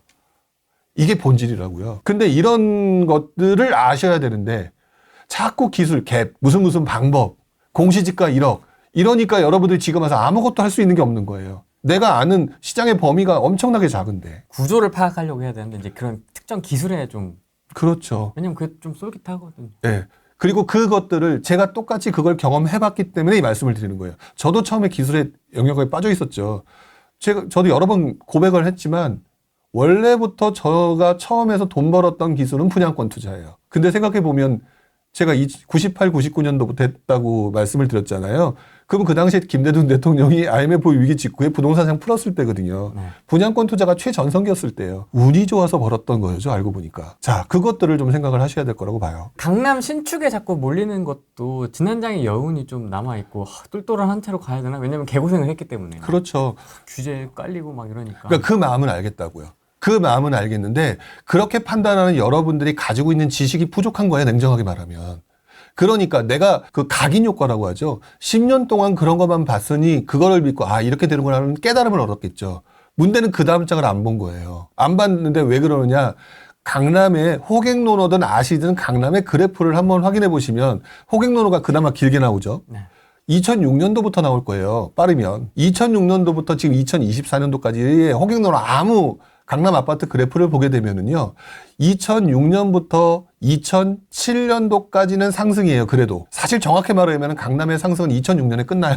그 다음에 7년, 8년에 주춤을 해요. 뭐냐면 그 이전 장, 그 훨씬 더 이전 장에서 2000년대 초반에 미친 장이 있었거든요. 2005년 두 번의 미친 장이 왔었거든요. 그렇게 많이 올랐기 때문에 주춤했던 거예요. 그리고 난 다음에 주춤하다가 강남이 우리 흔히 말하는 침체장 2009년부터 2014년도까지 네. 이때 또 강남하고 서울 나머지 지역하고 경기도나 이런 데를 보잖아요. 이렇게 보게 되면은 하락장인데 별로 안 떨어져요. 그러다가 강남 같은 경우는 제일 마지막에 2012년도에 갑자기 퍽 하고 빠져요. 2012년도에. 그리고 난 다음에 다시 2014년도 넘어가면서 지금 2021년도까지 그냥 기하급수로 확 늘어나는 패턴을 보이거든요. 네. 그렇다면 여러분들이 봤던 구간은요, 딸랑 고구간인 거예요. 즉, 급등했던 구간을 보면서 세상이 이렇게 돌아가는구나라고 지금 잘못된 판단하고 있다는 거죠. 제가 볼 때는. 그리고 그 이전 장을 제가 본 바에 의하면, 움직임이 항상 그런 거는 아니었구나. 그래서 오히려 저는 영끌하시려는데 어디 들어가십니까? 강남에 들어가려고. 그러면 좀 이렇게 얘기를 하는 이유가 강남이 계속해서 상승할 거라고 보는 것 자체를 저는 아니라고 보기 때문에 왜 강남이 이렇게 올라가는 걸 봤는데 지난 10년의 모습이 상승장의 구조였기 때문에 그런 것이고 지금은 올라가기보다는 아마 주변 시세와 대비해서 이제 좀 더 효율성 있는 돈도 없으니까 투자에 대해서 움직임이 굉장히 좀 반복적으로 들쑥날쑥하되 우상향하는 모습은 좀 아닐 거다라고 보는 거예요. 재건축, 재개발이라고 하는 부분은요. 네. 본질이 뭐냐면은요. 신축의 투영이에요. 재개발과 재건축은 신축에 대한 투영이거든요. 일단 1차적으로. 그게 무슨 말이냐. 재개발과 재건축의 실제 눈에 보이는 모습은 빌라와 썩은 아파트예요. 네. 빌라와 썩은 아파트를 그 옆에 있는 예를 들어서 원베일리 같은 신축을 보면서 썩은 아파트, 썩은 빌라를 보면서 원베일리라든지 무슨 장위 뉴타운 같은 아파트를 보면서 거기 투영해서 가격을 형성시키는 거거든요. 그리고 그 형성되는 게 맞아떨어지는 메커니즘이 상승장의 메커니즘이거든요. 근데 그 과정에서는 상승장의 메커니즘이라는 거는 분양가가 계속 올라가도 계속 수요가 받쳐주는 구조거든요. 근데 지금은 분양가는 올라가는데 수요가 안 받쳐줘요. 분양가가 올라가게 되면 이때부터 재건축, 재개발에 투영되는 이 신축의 투영이 갑자기 현실에 대한 깨달음으로 바뀌어버리거든요. 이러면서 어떤 현상이 만들어지느냐. 분양가는 올라가는데요. 분양가는 올라가는데 조합원들은 분양가가 올라가면 자신애들한테 유리하냐 안 유리하냐 이런 것들을 따져보게 되겠죠. 네. 분양가가 올라가서 분양이 잘 되면 괜찮은데 꼭 이런 시기는 항상 한참 올라가고 난 다음에 재개발, 재건축도 올라간 다음이거든요. 그다음부터는 이때부터는 싸움박질이 나타나요. 신축 아파트는 그대로 아파트가 있으니까 싸울 게 없는데 얘네들은 올해 본질은 빌라와 썩은 아파트였잖아요. 그러면서 나중에 신축이 될 거를 하면서 으쌰으쌰하다가 갑자기 지금 이것이 정신을 차리고 보니까 우리 아파트는 썩은 아파트와 썩은 빌라야. 그러면 그때부터 서로의 동상이물들이 깨지면서 이때부터 싸움박질이 일어나고 그러면서 돈이 들어가네 마네 하면서 갑자기 사업성이 떨어지거나 가격은 떨어지는 상황이었으니까 사업성이 떨어지거나 서로 진행하는 과정에서 서로 이견 다툼이 나타나면서 지연되는 경우가 상당히 많아지죠. 갑자기 비대위가 나오고. 네. 그렇기 때문에 재건축과 재개발의 그동안의 흐름으로 보게 되면 상승장에는 신축의 아파트의 가격에 투영되면서 달려가지만 문제는 상승장이 꺾이고 난 다음부터는 재개발과 재건축 같은 경우는요. 가격도 떨어지고 분양가는 올라가기 때문에 나타나는 흔히 말하는 싸움과 속도 지연 이런 것들 때문에 사실상 상승장에서 봤던 그런 힘을 보여주기가 어려워요.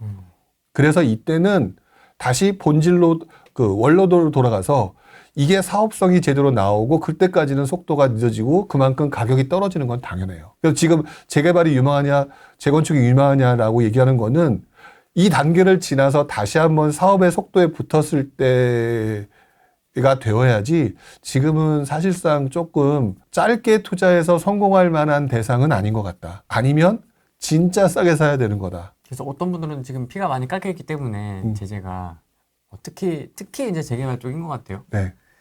뭐 요새 뉴스에 좀 많이 시끌시끌한 거는 모아주택 얘기가 좀 많이 나오고 있는데 그래서 좀 사야 된다 하시는 분들도 종종 보이는 것 같고요. 많진 않고요. 예. 근데 다들 사야 된다 말아야 된다에 포커스를 맞추고 계신 것 같아요. 사야 되고 난 다음에 그 다음에 내가 어떤 전략을 가지고 어떤 매수 매도 전략을 펼쳐야 되느냐에 대한 얘기를 하는 분들을 본 적이 없어요. 아파트가 될 거야. 네, 아파트가 될 거야. 그게 몇 년이 걸릴 것 같은데 되겠지 뭐.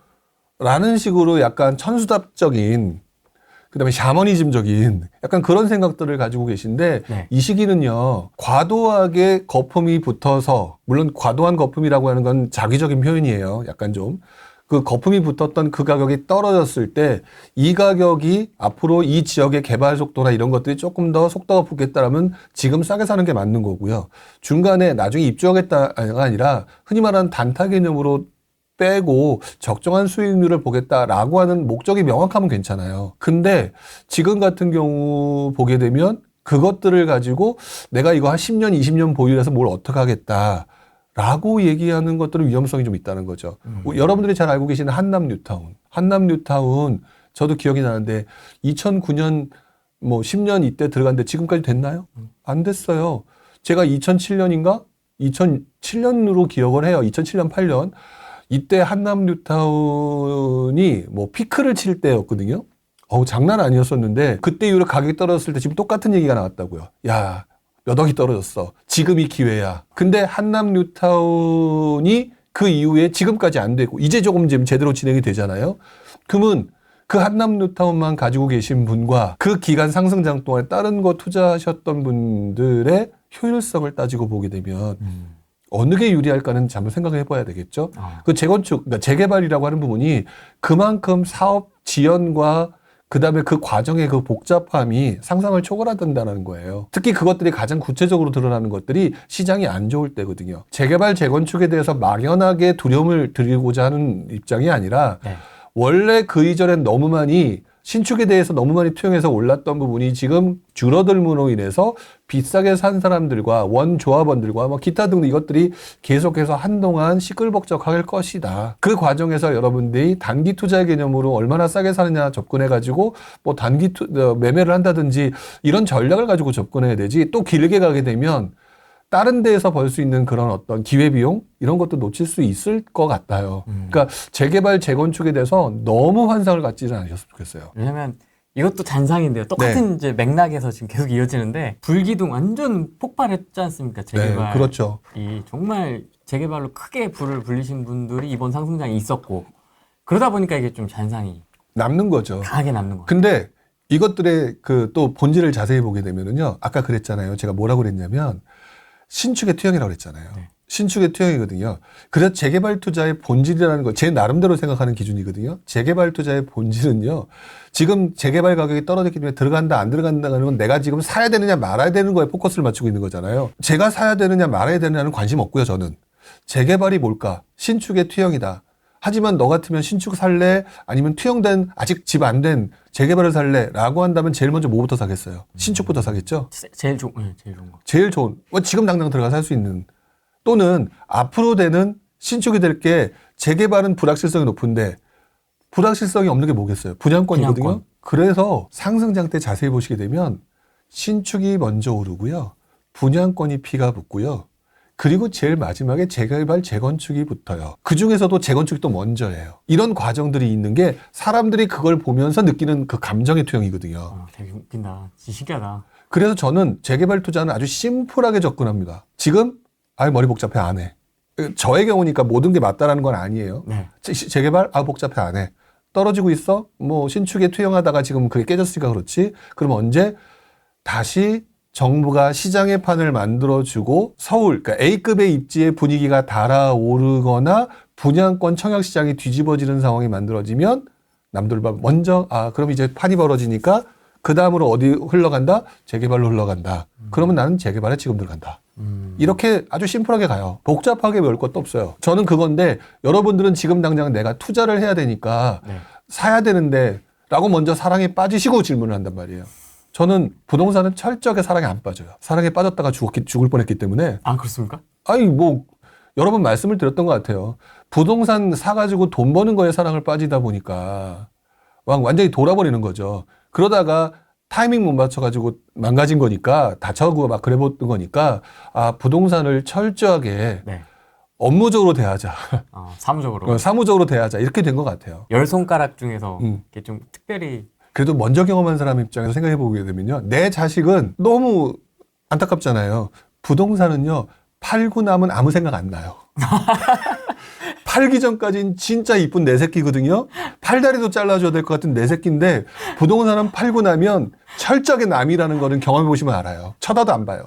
그렇기 때문에 지금은 아예 심플하게 제 자식이 아니라고 생각해요. 제가 강의를 잘 안 하는데 제가 1년에 딱 2번 해요. 그냥 상반기, 하반기. 그거밖에 안 하십니까? 예.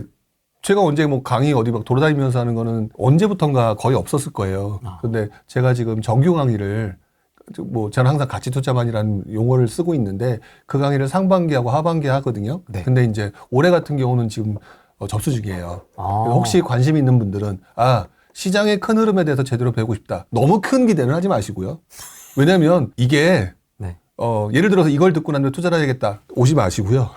부령님 이거 들으면 지방 갭 투자할 수 있나요? 그러면 오지 마시고요. 그냥 큰 흐름의 본질이 뭔가라고 하는 조금 기초를 다스리려고, 기초라고 하더라도 좀 어려울 수도 있지만 네. 그렇게 들으시려면 한 번쯤 관심을 가져주시면 좋겠고요. 그렇지 않으면 오지 마세요. 네. 연결되니까 너무 신기하네요. 반갑습니다. 반갑습니다. 네, 부령님이랑 통화하고 싶어서 연락 주셨죠? 네, 맞아요. 네. 어떤 게 좀 궁금하실까요? 일단 그 전화 연결이 돼서 너무 좋고요. 네. 그 부룡님께 이제 여쭤보고 싶은 게 있어서 전화를 드렸는데, 네. 이제 사실 저는 지난 상승장에 이렇게 소위 말하는 주택이 없는 상황에서 이제 상승장에서 이제 아파트가 올라가는 걸 보고 되게 좀 절망을 되게 많이 했었어요. 예. 하다가 이제 최근에 이제 유튜브 보면서 이제 공부를 좀 하고 있는데, 그러면서 이제 제가 원하는 지역에 이제 돌아다니다가 보니, 네. 이 아파트마다 이제 보니까 똑같은 지역에 있는데 바로 옆에 아파트랑 이렇게 전에 고점 올라갔던 게 막 2억씩 차이가 나고 3억씩 차이가 나고 이러더라고요. 네. 그래서 이제 그 부분에 이제 부동산 사장님한테 가서 그걸 물어봤더니, 네. 이제 해당 아파트가 더 2억, 3억이 더 비쌌던 아파트는 거기가 리모델링 이슈가 있어서 그만큼 더 올랐다 이렇게 얘기를 하시더라고요. 근데 네. 사실 아까 이제 재건축 재개발 시장 이제 부령님께서 얘기해 주셨지만 리모델링 시장도 말은 이렇게 있지만 사실상 그게 실현되기가 어려울 것 같은데 그 아파트를 두 개의 그러니까 리모델링 이슈가 있는 것과 없는 것의 아파트의 가치를 제가 어떻게 봐야 될지 그래서 제 집을 좀 마련하고 싶은데 어느 걸 더 우선 가치로 좀 둬야 될지 그게 좀 궁금하더라고요. 위치는 거의 비슷합니다. 뭐 지역이 어디세요? 지역이 어디입니까? 지역은 성동구입니다. 성동구. 성동구의 지역명 말씀드려도 되나요? 그냥 지역 정도만 얘기해 주시면 동네. 되죠. 네. 성동구 행당역 쪽입니다. 네, 행당역 쪽. 네. 질문 너무 좋습니다. 감사합니다. 일단 질문을 보니까 네. 그 리모델링 아파트에 관심이 있는 거로 느낌이 오거든요. 맞나요? 이왕이면 조금 호재가 있는 아파트를 지금 사면 네. 나중에 상승장에 좀 그런 호재가 작용하지 않을까 해서 이왕에 제 집 마련이지만 네. 좀 그런 호재가 있는 걸로 선택을 하고 싶어서 거기를 조금 관심 있게 보고 있었거든요. 그러면 제가 반대로 한번 질문을 먼저 드려볼게요. 네. 뭐라고 질문을 던지고 싶으냐면 네. 지금 성동구 행당동에 있는 아파트가 네. 뭐 얼마인지는 모르겠지만 리모델링 호재에 있는 아파트가 15억이라고 해보고요. 네. 그 옆에 있는 아파트가 13억이라고 한번 해볼게요. 네네. 예. 그런데 지금 본인이 가지고 있는 돈으로 네네. 가지고 있는 돈으로 13억에 투자하는 게 적정하다고 보세요? 15억에 투자하는 게 적정하다고 보세요? 스스로. 13억이 더 적정하다고는 생각되는데 네. 그게 전고점이 그렇게 차이가 났고 지금 가격은 오히려 네. 리모델링 있는 아파트는 리모델링 없는 이슈가 없는 아파트보다 한 1억 정도가 싸더라고요. 그게 바로 포인트거든요. 네네. 뭐냐면 지금 무엇을 기준으로 봐야 되냐면은요. 호재라고 하는 거는요. 네. 여러분들이 나한테 언젠가 돈을 벌 수 있는 기회라는 거예요. 네네. 근데 돈을 벌 수 있는 기회를 생각하고 누군가는 분명히 추격 매수를 했기 때문에 2억이나 더 올라가는 오버런을 한 거거든요. 네네. 그 지역의 행당동이든 뭐 그 성동구 내에서 네. 오버런을 했는데 오버런을 한 사람 중에서는 적정한 돈을 가지고 들어오신 분이 있는가 하면은 영끌에서 돈 벌겠다라고 추격 매수를 한 분들이 있었을 거예요. 네네. 그러다가 지금 시장이 꺾임으로 인해서 속된 말로 무너지신 분이 가격대를 떨어뜨려서 내놓는 것들이 발생한다는 거죠. 그렇다면은 지금 리모델링이 되냐 안 되냐는 별로 중요한 게 아니에요. 제가 볼 때는. 네네. 왜 그런 줄 아세요? 리모델링이 됐다 안 됐다라고 하는 부분은 즉 신축에 대한 그 투영 현상이 발생된 거거든요. 네네. 그리고 이 현상은 앞으로 모든 사람한테 똑같이 나타날 거예요. 네네. 나중에 새로 들어올 때. 근데 가격은 지금 뭐가 더 싸다고요? 리모델링이 있는 아파트가 더 더 싼 거죠. 네. 예, 더 싼 이유가 아마도 오버런했다가 지금 힘든 사람이 던졌던 매물들이 거래가 된 가격이거나 그분들이 내는 물건이라는 거죠. 그렇다면 그 물건들을 내가 잡는 순간 그게 올라갈 수도 있고 안 올라갈 수도 있어요. 중요한 거는. 근데 다시 한번 시장이 괜찮잖아요? 그러면 이 리모델링을 그 아파트에 살고 있는 사람 입장에서는 그 리모델링 계속 유지하려고 할까요? 말려고 할까요? 하려고 하겠죠? 네. 그러면 그 시장의 호재가 다시 한번 시장 분위기에 맞물려 타게 되면은요, 그 리모델링 호재는 또 다시 엄청난 호재로 바뀌게 될 거예요. 그러면 그 시점에 대해서는 본인은 1억이나 싸게 주고 샀기 때문에 네. 매도 시점만 고려만 잘하면 돼요. 그렇게 가야 되는 건데 빨리 해서 빨리 해야 되기 때문에 질문들을 뭐라고 하시냐면 저한테 이렇게 뭐라고 하시냐면 이렇게 하세요. 이거 지금 사야 되는 게 좋나요? 그리고 언제 팔아야 되나요? 이렇게 질문들을 한단 말이죠. 저는 무당이 아니기 때문에 그건 모르겠고 네. 중요한 거는 싸게 사서 비싸게 판다의 개념이거든요.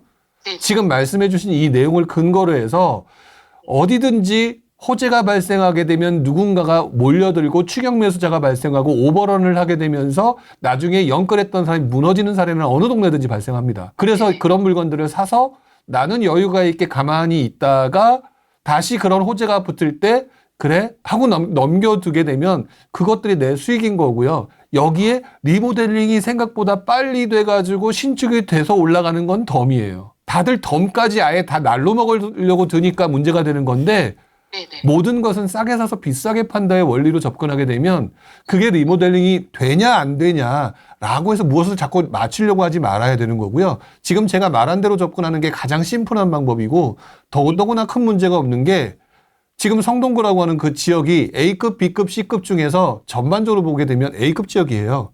수요가 무궁무진한 지역이라고요. 그렇기 때문에 고민하실 이유가 하나도 없습니다. 되게 그 부분이 엄청 헷갈려가지고 제가 좀 잘못 보고 있는 건가 아니면은 다른 사람들이 더 선택하는 저 아파트를 1억이라도 더 비싸게 주고 사는 게 맞나 이렇게 생각을 했는데 명쾌한 답변을 주셔서 너무 감사합니다. 뭐든지 싸게 사서 비싸게 판다라고 하는 그 원칙에 본인의 행동을 맞추시면 실수할 일이 없어요. 그것들을 갖다 이 아파트가 좋나요? 언제 팔아야 되나요? 아무 생각 없이 접근하니까 문제가 되는 거지. 일단 지역적으로 A급, 그 다음에 주변에 비해서 상대적으로 더 싸다라고 그랬죠?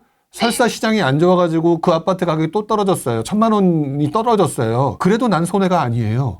그렇기 때문에 나는 바닥을 찍고 그 다음에 올라갈 일만 남은 거기 때문에 시간만 기다릴 줄 알고 거기서 실거주만 제대로 하고만 있으면 이거는 100% 승리하는 싸움이라고요. 이런 것들이 익숙해지게 되면 나중에 투자나 또 지역 이동에 있어서 계속 이것만 반복해만 해도 10년 정도 지나면 꽤 많은 수익률이 나오실 거예요. 너무 감사합니다. 선생님 고민을 되게 많이 해보신 것 같아요. 투자 경험이 있진 않으신 것. 전혀 없어요. 저는 그럼에도 지금 불구하고 리모델링까지 이런 식으로 지금 질문을 한다는 것 자체가 고민을 많이 해보신 흔적이 나오거든요. 그 지역을 되게 살고 싶어가지고 되게 많이 가기도 가고 이제 계속 이제 보고 있었거든요. 네. 그래서 너무 그 부분이 너무 헷갈리고 너무 궁금해서 이제 너무 좋은 기회로 통화를 하게 돼서 영광입니다. 일단 리모델링이라고 하는 부분들을 질문하면서 사실 좀 이렇게 질문하시는 분들 오래간만에 봤어요. 되게 좋네요. 네. 근데 다들 뭐라고 하냐면 가장 대표적으로 질문 많이 하시는 게 3번이 리모델링 한다고 한다는데 될까요? 이런 식의 질문을 한다는 거죠. 근데 저는 이렇게 말씀을 드리거든요. 리모델링이든 뭐든 그게 무슨 상관이 있나요? 그게 호재일 텐데 그 동네에. 싸게만 사면 되는 게 아닌가요? 라는 표현을 쓰거든요. 네. 이것들이 이제 여러 번 투자하면서 느꼈던 경험이기 때문에 너무 리모델링 이슈에 대해서 되냐 안 되냐에 접근을 하지 않는 경우를 오래간만에 본 것 같아요. 그게 오히려 더 정확하게 시장과 판단하는 데 도움이 될 거라고 생각이 들어요. 질문, 답변 둘 다 좋네요. 왜냐면 제가 질문을 준비하지 못했던 건데 이분이 생각을 해서 질문을 해주셔가지고. 그렇죠.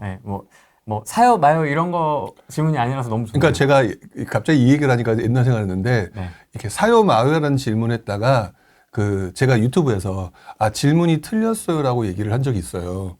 지금도 가끔 하고 저랑 이제 저희 스터디원들이라든지 아니면 기타 다른 분들 같이 이제 저랑 제가 운영하는 기타반 이쪽 멤버들이 이제 알아서 누군가 이렇게 유튜브에서 하잖아요. 그러면 우리 회원분들이 질문이 틀린 것 같아요. 뭐 이랬어요. 근데 질문이 틀렸어라고 얘기를 한 게 제가 아마 2019년, 20년 요때부터 했었는데 네. 그때 반응이 너무 심각했어요. 지가 뭔데 나한테 질문이 틀렸다 말을 하느냐. 그래서 되게 놀랬던 적이 있었거든요. 네, 네. 근데 지금까지도 변함은 없는 것 같아요. 질문을 자꾸 돈을 벌고 그것들을 어떤 기술을 응용하느냐에 자꾸만 포커스를 맞추게 되면 시장의 변화를 인지를 못한다. 그다음에 시장의 변화에 대응하는 방법을 잘 판단을 못한다. 지금도 리모델링 이슈 중에 거의 대다수의 질문은요. 특히 이제 제일 많았던 게 3번이었거든요. 3번 리모델링 한다고 하는데 요즘에 또 다시 재건축 얘기가 될까요? 자, 이런 질문이 많은데 저는 무당이 아니거든요. 네. 또 뭐 리모델링 된다고 하는데 팔까요? 뭐 이런 거. 네, 이제 이런 게 제일 어려운 건데 그거는 자꾸 지금 이분처럼 이렇게 얘기를 했을 때 싸게 샀으면 아무 때나 파도 되는 거예요. 그래서 시장의 변화폭에 따라서 그래서 지금 요즘 같은 분위기에서 지금 뭐 서울이 조금 뭐 들썩썩한다고 해서 막 살까요? 라고 지금 들어가시는 분. 네. 전 절대 반대거든요. 추격 매수라고 하는 것이 언제 도움이 되냐면 정부가 집을 사라고 해서 밀어줘서 상승이 시작됐을 때예요. 그때는 아무 때나 추격 매수해도 돼요. 근데 그 나머지는 추격 매수는 별로 좋지 않아요. 그러니까 그런 식으로 조금 기준을 좀 스스로 좀 많이 잡고 그렇게 해 나가셨으면 좋겠다라는 바람이 있죠, 항상. 그런 질문도 많이 받으실 것 같은데, 아니 부령님 좋은 거 알겠는데 나는 좀 빨리 좀 가고 싶다. 나는 급해. 지금 당장 사야 돼. 이러시는 분들은 없어. 나 공부할 시간은 없고 내 네. 일 바빠 죽겠는데 지금 그렇게 막 시장을 지켜보면서 막 계속 몸 담그면서 공부하기가 쉽지가 않다. 나는 좀 몇 개 찍어달라 뭐 이런 좀 무리한 요구를 하시는 분들도 있을 것 같아요. 있죠. 있고 그래서 제가 여러분들을 뭐 대부분 아시겠지만 제가 상담한다는 얘기를 컨설팅한다는 얘기를 들어본 적이 없으시잖아요. 그 이유가 그것을 하기 싫었기 때문에 아예 그냥 막아버린 거였어요. 지금도 그렇게 질문하시는 분한테는 저 옆에 용한 신점 치시는 분이 있으니까 그분한테 가시라 라고 얘기를 하고 싶죠. 그러니까 제가 사실 저도 가끔 가다가 직원분들이 가끔 얘기를 해요. 그때 한 400 받으시면 500 받으시면 돈 좀 버셨을 텐데 라고 얘기를 하시는데 아마 그렇게 뜨면 지금쯤 되게 많은 욕을 먹었을 거라고 생각이 들어요. 그래서 샀는데 틀렸다. 그래서 샀는데 문제가 됐다. 이런 것들이 만들어지게. 그러니까 자기가 무슨 욕심을 부리게 되면 모든 판단은 본인이 져야 되는데 돈 내고 저한테 맡겨버린 거예요. 그렇기 때문에 나는 급하니까 빨리 하고 싶으니까 라고 해서 돈을 맡기고 모든 것을 의지한다. 그것 때문에 지금 여러분들 시장 보시게 되면 그것 때문에 지금 무너지시거나 다치신 분들 그것 때문에 싸움 나는 거 진짜 많이 보이지 않나요, 지금? 맞습니다. 바로 그거를 예전부터 봤기 때문에 제가 아예 컨설팅, 그러니까 상담 이거를 차단해버린 거죠. 최근 공투는 좀 갑자기 다른 얘기긴 한데. 공투라고 하는 부분에 대해서 아마 여기 계신 분들도 그렇고 불용이 공투했다, 불용이 공투를 모집했다 들어보신 적이 없을 거예요. 없어요. 아예 없죠. 네. 없으신 가장 큰 이유 중에 하나가 결국 그게 공투가요. 사람의 본능에 반하는 행위라고 봐요. 왜 그러냐면 공투의 장점이 뭐냐면 내가 돈이 없다라고 해서 소액 투자를 하는 게 본질적인 상황이잖아요. 네. 근데 이 돈을 내가 없는 돈이면 푼돈을 모아서 태산을 만들어 버리게 되면 내가 해보지 못한 엄청나게 큰 것들을 할 수 있다라고 하는 또 다른 자극적인 본능을 자극해요. 즉 나는 소액으로 지방 중소도시를 가야 될 돈이 밖에 없는데 그 돈을 모으니까 빌딩 투자를 할 수 있어. 100억, 200억 막 이렇게. 네, 이렇게 할 수 있어. 이것이 짜릿한 거거든요. 저도 짜릿한 경험이 있었어요. 왜냐하면 물론 안 했지만 나도 한번 해볼 수 있지 않나. 문제는 이게 잘 되면 내 탓이고요. 못 되면 네 탓이 되고요. 또 제가 봤던 경험에 의하면 분명히 공투는 투자한 거잖아요. 투자한 건데 신기하게도 시장이 잘못되거나 뭐가 잘못돼서 문제가 생기잖아요. 그러면 내가 빌려준 돈으로 바뀌는 걸 많이 봤어요. 즉 투자를 할 때는 분명히 누구든지 그런 얘기를 하잖아요. 이거는 서로 한 거기 때문에. 그래서 항상 문제가 되는 게 그것들을 움직이려고 하는 메인이 제대로 설명을 안 해준다라고 하는 것들에 불만이 생기고요. 네. 문제가 생기면 이 돈이 투자가 아니라 내가 그래서 당신을 믿고 빌려준 것이다라고 바뀌면서 서로 싸움박질하고 소송 들어가는 걸 너무 많이 봤어요. 이번 장의 문제만이 아니에요. 아, 예전날에도 아니, 그렇게 그렇죠. 있었습니까? 뭐 가장 대표적인 것 중에 하나가 이거 이름 얘기하면 좀 그럴라나? 조슈아 사건이라든지. 아, 그거 뭐 다 하니까. 다 네, 네. 조슈아 사건이라든지 네. 기타 등등 뭐 되게 많았단 말이에요. 근데 그것들에 자꾸 유혹에 왜 빠지느냐? 첫 번째 전문가라고 하는 분들은 나름대로 나 좀 잘하는 것 같아. 그러니까 지금 해야 하는 것보다 조금 더 큰 걸 해보고 싶어.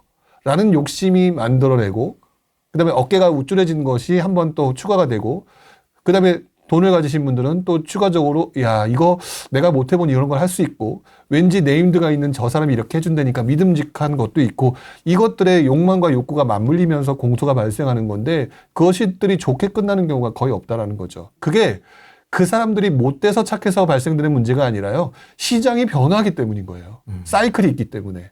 그래서 무너지거나 뭐한 사이클이 언제 발생하느냐? 시장이 이렇게 꺾이니까 발생하는 거죠. 그래서 항상 시장이 잘 될 때 공투가 급격히 늘어나지만 이것들은 항상 그 이후에 일어난 일은 뻔했고 항상 반복됐던 것 같아요. 신기하다. 그러면 이게 상승장 때 공투가 활성화돼서 결국엔 하락장 되면 이게 다 빠그라질 가능성이 매우 높겠네요. 그렇죠. 그렇게 되니까 그분들 다 사라져버리고 아, 그분들이 다시 등장하고 싶어도 또다시 그것들을 기억하는 사람들이 또다시 뭐라고 하게 되고 그러면서 사라지는 경우가 많다라는 거예요. 아니, 어디 학원은 계속 하고 있는 것 같은데. 부룡님 옆에 계시고요. 아, 네. 너무 네. 갑작스러워가지고. 네, 저도 갑작스럽게 한번 진행을 해봤습니다. 네네, 감사합니다. 어떤 게 궁금하실까요? 아, 제가 다름이 아니라, 네. 제가 20년도에 제 집을 사면서, 네, 그때 남은 금액으로, 저희 집 근처, 제가 아산에 사는데, 천안 불당동에, 네, 집을 하나 갭 투자를 했어요.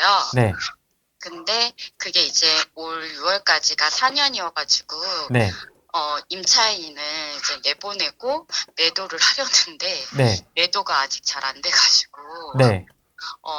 이거를 더 갖고 가는 게 맞는지, 임차인분은 더 전세로 살고 싶다 하시고, 저는 근데 매도를 지금 하는 게 나은지, 아. 그걸 하고 저는, 서울에 집을 살까 생각 중인데, 아, 서울에요? 네. 네, 네. 서울에 집을 사시려는 이유는 어떤 투자, 노후 보장. 투자 노후 보장? 네. 일단, 정리를 하자면, 천안 불당동 4년 지금 돌린 거죠? 네, 네, 이거를 매도를 해야 되는데 매도가 잘 안 된다 네. 하는 거하고, 그 다음에 이제 서울 투자에 대한 질문입니다. 정말 많이 들었던 질문이에요.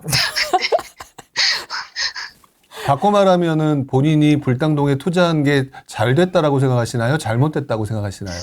그냥 제가 처음 투자한 건데 제가 믿지지는 않아가지고 뭐 네네. 얼마나 했는지 모르겠는데 지금 아주 급매로 지금 나간 게 4억 8천이더라고요. 그럼 제가 한 투자금에 비해서 그냥 투자금은 회수하는 정도? 자, 그러면 투자금을 회수해서 네, 서울에 투자하고 싶으시다고 하셨잖아요. 네. 그래서 서울에 투자를 해가지고 돈을 확실하게 벌 게 눈에 보이시나요? 확실하게 벌고 싶은 건 아니고요. 그냥 서울에 있는 집을 하나 사서 오래 가지고 가고 싶은 생각. 서울에 있는 집이 수십만 될 텐데 그 기준이 없잖아요.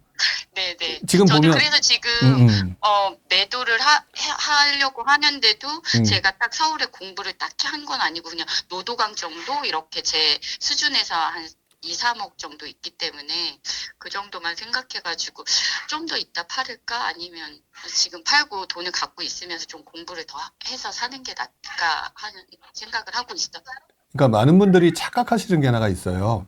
네, 뭐가 가장 많이 착각하냐면 네. 내가 이것을 팔고 다음번에 살 것들은 항상 해피엔딩으로 끝날 것이다라고 착각들을 하세요. 문제는 서울에 있는 아파트가 어딘지는 몰라도 최소한 어느 지역에 어떻게 하겠다라고 하는 부분에 대한 기준이 없다면 해야 될 이유가 없다라고 생각이 들어요. 왜 그러냐면 지금 천안에 있는 물건들이 속된 말로 엄청나게 골치를 막 해서 내가 막 옆에서 막 지금 역전세 때문에 미치고 막 난리가 났다라고 한다면 나를 계속 괴롭히는 거니까 걔를 갖다가 빨리 제거를 해야 되는 입장일 거거든요. 근데 그런 입장은 아닌 것 같아요. 네 맞아요. 예, 그런 입장이 아닌 것 같은데 그 다음 단계에서 그것들을 빨리 제거를 하고 그 다음에 갔는데 그게 아주 나중에 서울로 들어갔는데 그게 덧났다. 이럴 수도 있다라는 거죠. 그러면 하나 더 질문하고 싶은 게 제가 20년도에 같이 집을 사면서 제 집이 지금 조금 올랐는데 그게 비과세가 안 돼요. 그래서 저는 이 집을 팔고 1년 정도 공부하면서 기다려서 제 집도 비과세로 만들고 그러면서 투자를 해볼까 했는데 그것도 좀 더 공부를 하고 나중에 팔아야 될까요? 지금 본인이 네, 투자를 하는 목적이요. 수익을 내고자 하는 목적이잖아요. 네, 그 수익을 내고자 하는 건데 질문 속에서 들리는 것들은 네. 그것들을 난 이렇게 하겠다, 이렇게 하면 좋을 것 같다라고 하는 약간 좀 이렇게 생각을 해서 뭔가 얘기하는 질문이라기보다는 이렇게도 해보고 저렇게 해보고 그냥 막 이렇게 막 돌려서 막 이것도 해보고 저것도 해보고 이렇게 얘기를 하는 것 같아요. 네, 맞아요. 근데 수익의 극대화는 네, 싸게 사서 비싸게 판다는 표현을 제가 썼었죠. 네, 네. 그러면 서울을 사더라도 서울이 최소한 서울의 어떤 특정지역이 지금 싸게 살 수 있는 게 있느냐 없느냐. 아까 아산 얘기를 또고 비과세 얘기는 둘째 문제고 네, 네. 서울을 사서 나중에 노후를 하겠다라고 했는데 그 노후를 하기 위해서는 역시 서울의 어떤 지역을 싸게 사야 되는 거거든요. 그 부분이 명확치 않으면 이 질문은 계속 허공에서 맴돌아요. 네. 허공에서 맴돌게 되거든요. 그렇게 되면은 일단 먼저 서울이라고 하는 지역에서 나름대로 다음번에 또 저랑 또 통화를 하거나 우연히 대화를 할 기회가 있을지 모르겠지만 내가 이 지역을 보는 아까 행당동에 어떤 아파트 얘기가 있었잖아요. 네네. 그것처럼 명확하게 이런 부분이 있어야 답이 나올 수가 있어요. 그렇기 때문에 조금 두루뭉술하고요. 지금 다들 얘기를 하면서 서울에 투자를 해야 된다 하지만 오늘 제가 무슨 말을 더 많이 했냐면 서울의 신축과 서울의 서울을 사야 된다라는 얘기가 아니라 사람들의 심리가 바뀌어가고 있는 것도 좀 보인다라고 얘기했단 말이죠. 그러면 막말로 경기도가 또 어떻게 해서 유리할 수 있는 상황이기도 해요. 그런데도 지금 여러분들이 그 생각을 가지고 있다는 건 서울이 좋다. 근데 서울이 좋은 데가 노도광이다.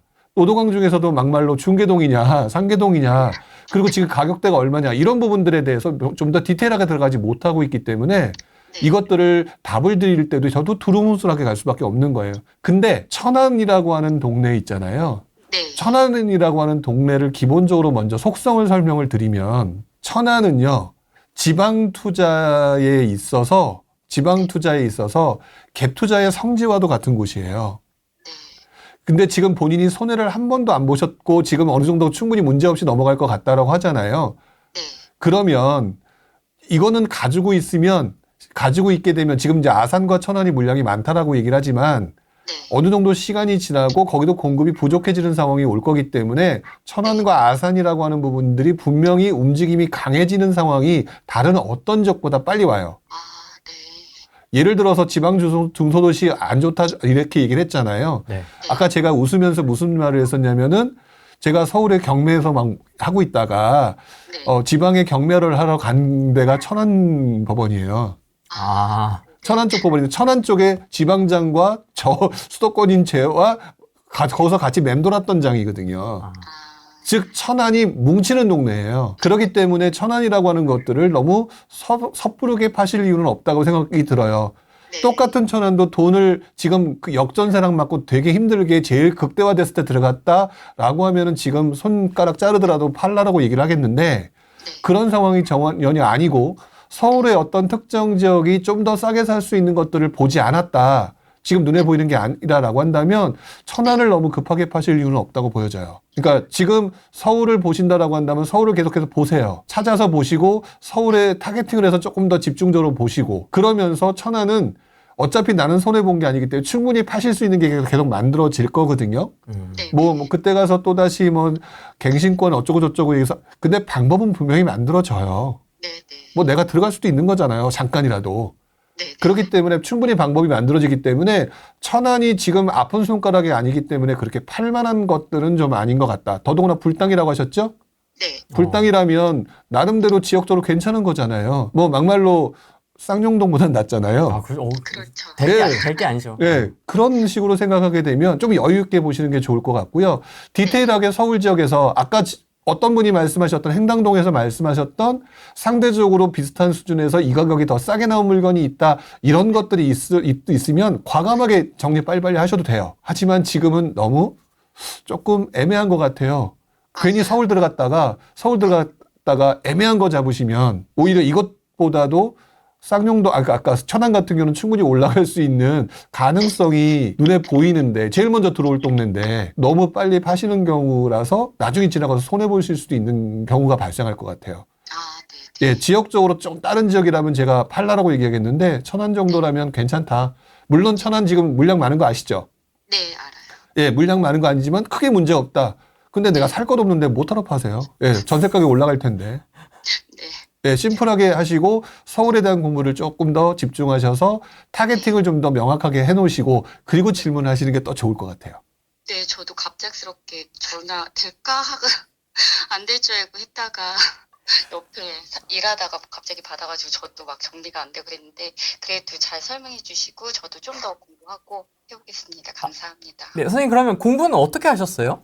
저요, 책 보고 네. 유튜브 많이 봤어요. 아, 부령님 책도 보셨겠네요. 네. 가- 부동님, 그 다음에 뭐, 여러분, 구만수? 불행이 TV 애호똑똑하신가 보네요. 네네네, 맨날 봤어요. 지금 너무 제가 떨려가지고 아주머니 말을 팬분들이 잘 많습니다. 네, 말을 잘 못하겠는데, 매주 시청하고 있고, 일하면서 계속 듣고 있고, 그래요. 알겠습니다. 고맙습니다. 감사합니다. 네. 일반적인 얘기를 하게 되면 노원구 좋죠. 노원구 하세요. 라고 얘기를 하겠는데 네. 이분한테 이렇게 얘기를 하는 이유는 이분이 한 번 더 타겟팅을 하고 조금 더 깊숙이 들어갈 볼 필요가 있을 것 같아요. 노원구 괜찮은데 노원구 최근에 올랐죠. 올랐다는 얘기가 나오잖아요. 네. 근데 노원구가 오른 건 맞는데 그 지역 중에서도 여전히 오른 곳과 안 오른 곳들이 있을 것이고 개별 아파트. 예, 개별 아파트별로. 그리고 이왕이면 그런 동네를 돌아다니면서 일단 움직여서 뒤져야죠. 찾아봐야죠. 그것들이 없는 상태에서 하면은 예를 들어서 이런 경우예요. 만약에 내가 안 샀어. 그리고 저한테 질문했어. 근데 제가 두루뭉술하게 노원구 좋다고 했어. 그럼 노원구 갔는데 좀 싸게 살 걸 찾는 게 아니라 쭉 보니까 그냥 그럭저럭 괜찮네. 그리고 아무거나 딱 샀어. 그랬는데 분위기가 그냥 그저로 해서 그냥 계속 그 상태로 유지가 돼. 이런 경우가 발생될 수 있다는 거죠. 근데 진짜 통화를 해보니까 네. 진짜 이게 잔상이 강하게 다들 남아 계신 것 같아요. 그렇죠. 서울이 답이다 결국에는 이제. 그러니까 지금 질문 속에서도 그래서 서울 가면 될 것이다라는 너무 막연함으로 간다는 거죠. 물론 서울이 잘못됐다는 게 아니에요. 이분들이 가지고 있는 생각 자체가 다 직전에 오랜 기간 동안 한 10년 정도 됐던 그 잔상들이 서울이다라고 얘기하는데 저는 지금 생각해 보면서 제가 이제 98년부터 지금까지 상황에서 보게 되면 너무너무 재밌는 게요. 가장 대표적인 똘똘한 채. 똘똘한 채라고 하는 그 뭐라 그럴까? 강도? 그게 2000년대 초반에는 중대형 아파트였단 말이에요. 네. 사회적인 분위기 때문에. 이번에는 서울인 거예요. 그 다음에 중대형 아파트가 다 폭망을 했어요. 네. 그러다가 어느 순간에는 사람들이 돈 없고 그러니까 중소형 아파트로 가네? 더더구나 갭 투자가 유행하니까 중소형 아파트 인기가 급격히 올라가네? 그래서 제가 2017년에 썼던 제 첫 번째 책, 부동산 투자 이렇게 쉬웠어. 그 내용을 자세히 보시게 되면 꼭 중대형이나 중소형이나 무엇을 사야 되는 게 맞지 않다라는 글을 썼던 이유가 그 당시에 여러분들의 대세는 중소형 아파트였단 말이에요. 이게 계속해서 바뀌는데 자꾸 그런 잔상이 남아서 과거의 사례를 미래까지 투영시키는 경우가 너무 많아요. 그래서 지금 제가 보면서 가장 안타까워했던 분들이 누구냐면 이 당시에 재개발 아파트의 조합원들의 당시 분들을 자세히 보시게 되면 지금 예를 들어 재개발 아파트 조합원이고 이제 평형 신청해야 돼. 그러면 대다수의 사람들은 30평대 신청할 거 아니에요. 네. 그 당시에 대다수의 분위기가 59형을 신청했어요. 왜? 당시 중소형 아파트가 인기가 있다 보니까 중소형 아파트를 사면 돈을 번다라는 잔상이 남아서 그런 행위를 했단 말이죠. 그리고 이번 장 들어와서 30평대가 미친 듯이 오르니까 후회하시는 분이 얼마나 많았는데요. 과연 그것들을 알고 계시는지 모르겠어요. 그러니까 디테일하게 공부를 해야 된다면 되게 답답할 거예요. 그래서 부동산은요, 놀면서 해야 돼요. 뭐, 어느 곳에서는 뭐가 아니고 밤새워서 뭐 이것도 하고 저것도 하고 되게 보고서. 각 잡고 네, 막 각 잡고 이게 다 쓸데없는 짓이에요. 몇만 보를 하루에 걸어야 되고 막. 그거 왜 걸어요? 다 무릎 다치게. 뭐 써야 되고 막 보고서 써야 되고 막. 아니, 뭐 그런 거는 처음에 자기 자신의 그 마음가짐을 다스릴 때 되게 중요한 부분이죠.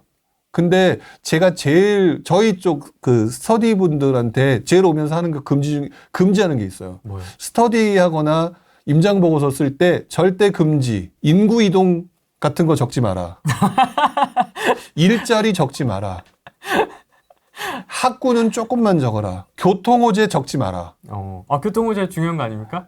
중요한 거는 맞는데요. 네. 본질에서 벗어난 것에 다들 빠져버려요. 아. 교통호재가 좋은데 제가 강의하거나 가끔 얘기를 할 때 여러분들이 멍청한 짓을 했던 그 사례를 가끔 얘기하는 게 네. 2019년도에 호메실지구 예비 타당성 조사 통과 2019년도 하반기였을 거예요. 네. 그때 보면 예비 타당성 통과는 한마디로 말하면 아우 한번 고려해 볼게 라고 얘기하는 건데 그리고 난 다음에 일주일 만에 2억 올랐어요. 네. 실제로 땅도 안 팠는데. 네. 그랬는데 2011년인가요? 13년인가? 정확히 연도는 모르겠지만 신분당선 통과 완전 개통했을 때 광교에서 수지 엄청나게 교통호재가 좋아진 거잖아요. 안 올랐어요. 왜? 그때는 침체장이었거든. 이 교통호재라고 하는 거는도요. 그 시대적인 사이클, 분위기와 그 시대의 사람들의 관심도에 따라서 그 호재의 폭발성은 달라져요. 그렇기 때문에 그 폭발성을 가지고 쓸데없이 과도한 기대를 않게 하기 위해서 저는 그 동네를 볼 때 사람들이 어디를 선호하고 어떻게 움직이는지 동선에 대해서 되게 중요시 여기거든요. 그렇기 때문에 괜히 쓸데없는 일자리, 서울은 다 일자리인데 왜 서울 조사하는데 일자리를 뒤지고요. 수도권 할 때 왜 일자리를 뒤져요. 쓸데없는 짓이죠. 그러니까 그다음에 인구 이동 뻔하잖아요. 노원구에서 밀려나면 의정부 갈 테고 의정부 가기 싫은 사람들은 남양주 갈 테고 당연히 하는 건데 왜 그거 자꾸 쓰냐고요. 그거 보고소용이지. 그런 짓 하지 말자는 거예요. 그러니까 그런 거는 별 의미가 없는데 그것이 엄청나게 도움이 되는 것처럼 지금 뭔가 잘못 알려져 있어요. 저희 쪽 스터디원들이 처음에 그래서 조금 당혹스러워 했던 것 같은 느낌은 있어요. 갑자기 그걸로 장수 채웠는데 저쪽 동네에서는 막 그거 꽉꽉 채웠는데 여기 오니까 그거 하지 말라 그러니까 하지 채울 게 없는 거지. 중요한 거는 자신을 위해서 공부하는 건 좋은 건데요. 그것들이 만드는 게 중요한 게 아니라 뭐 만들고 난 다음에 그것들을 내 머릿속에 넣고 그것들을 개념화시키는 것들은 되게 중요한 부분이지만 그것들이 반복되는 작업으로 계속 이어지는 거는 저는 반대하는 입장이에요. 별로 도움 안 돼요. 저도 역시 예전에 되게 교통호재 책 쓸 때요. 교통호재 쓰면 여러분들은 정말 좋아해요. 왜? 이거 하면 돈 벌 것 같거든. 근데 교통호재도 그때그때 달라진다는 거는 경험치로 느끼는 거예요. 그래서 교통호재라든지 기타 그런 것들 학군도 자세히 보시게 되면 학군지 가라고 그러잖아요. 학군지 원래 비싸요. 다들 알고 있기 때문에 그 학군지 가려고 그래서 비싸요. 옆에 있는 집보다. 중요한 거는 학군지를 가는 게 중요한 게 아니라 그 학군지의 그 비싼 가격이 형성됐다가 어떤 이유로 인해서 가격이 싸게 나왔을 때 그걸 잡느냐 안 잡느냐예요. 타이밍이에요. 그게 본질인데 자꾸 학군지라고 해서 비싸더라도 그거 사놓고 저 학군지 샀는데 잘했죠 라고 질문을 하시는 분들을 제가 많이 보거든요. 난감해요. 비싸게 사놓고 뭐 어떡하란 말이야 나보고. 이런 느낌들을 갖는단 말이죠. 실제로 그렇게 답변하세요? 속으로 하죠. 특히 상승장 때는 속으로 했죠. 되게 위험하니까. 뭐라고 하실 거 아니에요. 눈으로만 욕하는 거죠. 하지 말아도 포함이 되니까요. 어떤 액션을 하면 좋을지. 일단 부동산 시장에 어떤 누구도 떠나지 말란 얘기를 드리고 싶어요. 투자를 하든 안 하든 간에 부동산 시장이라고 하는 동네가 내 옆주머니에서 계속 가끔가다 꺼내볼 수 있는 상황을 계속 만들어야 된다라는 말씀을 꼭 드리고 싶고요.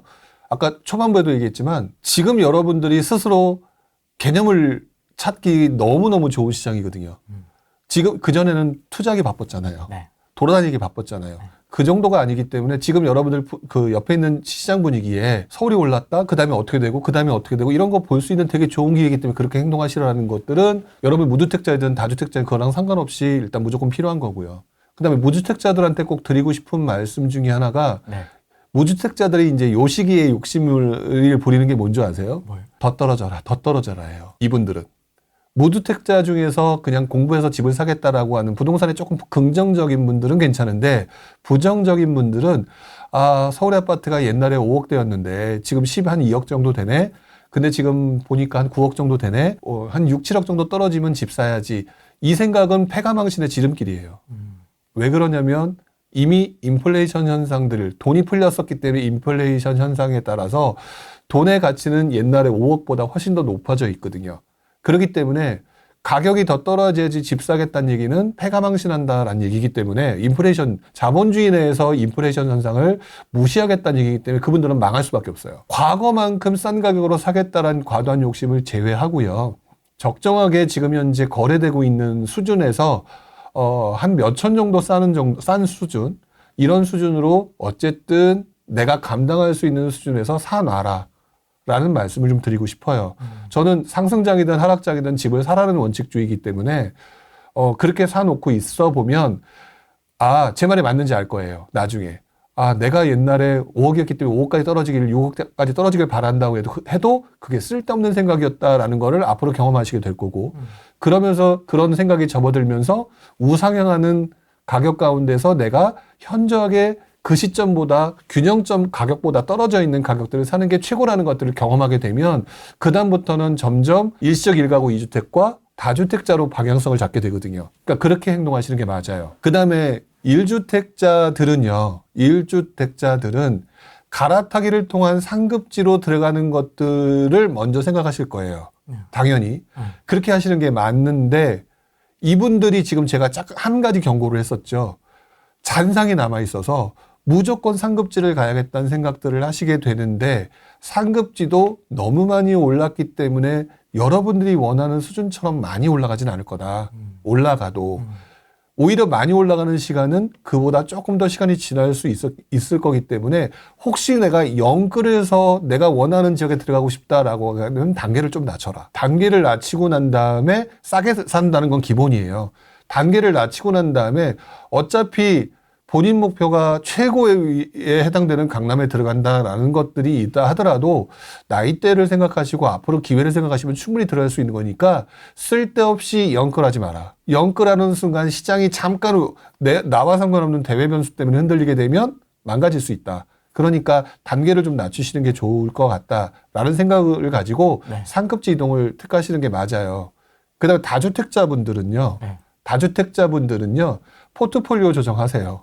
어떻게 엄청 고민이 많습니다 지금 막. 손가락을 자르셔야 되는 상황이면 손가락을 자르셔야 되는 거고요. 네. 중요한 거는 다주택자는 그래도 부동산에 대한 관심도가 많았잖아요. 많았는데 자기의 상황을 자세히 보셔야 될 것 같은데 개념 없이 개수를 늘렸던 분들은 지금 와서 제일 많이 후회하는 게 할 수 있는 버퍼보다 더 많이 가졌다라는 것에 엄청나게 힘들다는 걸 아셨을 거예요. 맞습니다. 그럼 줄이셔야 돼요. 저는 여러분들이 모르는 사이에 슬그머니 1주택자가 되어 있어요. 저는 지금 그렇습니까? 며칠 전에 마지막 걸 팔았거든요. 진짜요? 네. 근데 그러면 또 이제 물으시겠죠. 속으로 또 제일 질문 많이 하시고 얼마에 파셨어요? 라고 질문하실 텐데 쉽게 결론부터 말씀을 드리면 상승장의 최고점보다 반 가격에 팔았어요. 저는 가격보다는 왜 1주택자로 가셨는지가 궁금한데. 다음 포트폴리오를 준비하기 위해서죠. 왜냐면 그러니까 저의 입장을 가지고 먼저 얘기를 할게요. 네. 뭐냐면 저는 다음 장은 전세가격 상승, 공급 부족에 의한 전세가격 상승장이 온다고 보고 전세가격 상승장이 오게 되면서 서민들이 너무너무 힘들어질 거라고 봐요. 서민들이 너무너무 힘들어지게 됐을 때 발생되는 가장 큰 문제점은 너무 높은 가격에 의해서 공급 부족을 해결해야 되는 상황이 만들어지거든요. 그럼 공급 부족을 해결해야 되는 것들은 몇 가지 조건이 있어요. 그럼 첫 번째는 임대 아파트를 공급해 주는 거와 두 번째와 임대 사업자를 양성을 시키는 거와 세 번째로는 임대사업자 앤드 일반 다주택자들을 양성화시키는 거예요. 그렇게 해야만이 그 공급 부족을 해결할 수가 있거든요. 이거 말고 또 다른 방법이 있으시면 한번 얘기를 해보셔도 좋을 것 같아요. 없거든요. 그럼 이 말은 임대사업자들을 양성화하는 부분과 다주택자들을 양성화해가지고 이분들로 하여금 물건을 내놓게 한다는 얘기는요. 주택 수를 각도 다시 과거에 늘릴 수 있었던 시기로 접어든다는 얘기가 되거든요. 그러면 제가 1주택자 있잖아요. 몸이 가볍잖아요. 몸이 가볍게 되는 순간 제가 다양한 방법으로 움직일 수가 있어요. 상황의 변화에 따라서.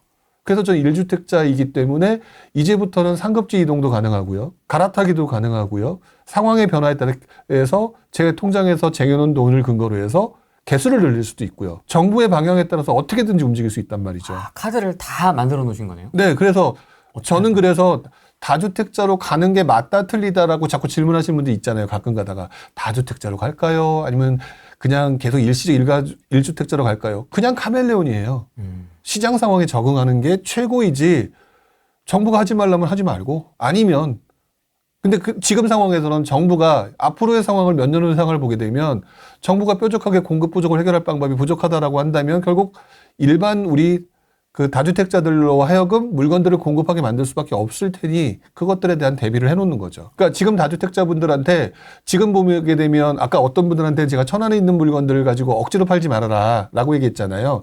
저는 1주택자가 되놓고서 왜 그분한테는 2주택자로 가게 만드느냐라고 얘기하실 수 있겠지만 그분은 지금 물건이 안 보여요. 더 좋은 물건을 갈아탈 게 물건이 안 돼 있었으면 본인의 포지션을 유지하고 있다가 그 중에서 가장 좋은 거를 확 바꿀 수 있는 그 상황으로 지금 유지하라는 얘기예요.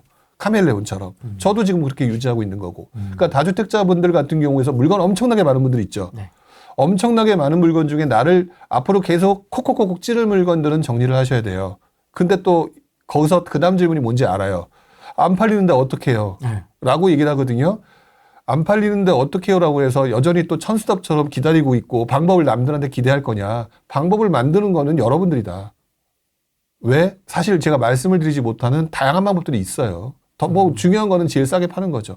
이렇게 해서 정리를 작업을 하게 되면 그다음부터는 또다시 새롭게 도래하는 그 시장에서 본인의 행동을 또다시 쉽게 갈아탈 수 있는 이런 것들이 만들어질 거예요. 다주택자분들은 이번에 처음으로 경험하셨을 거예요.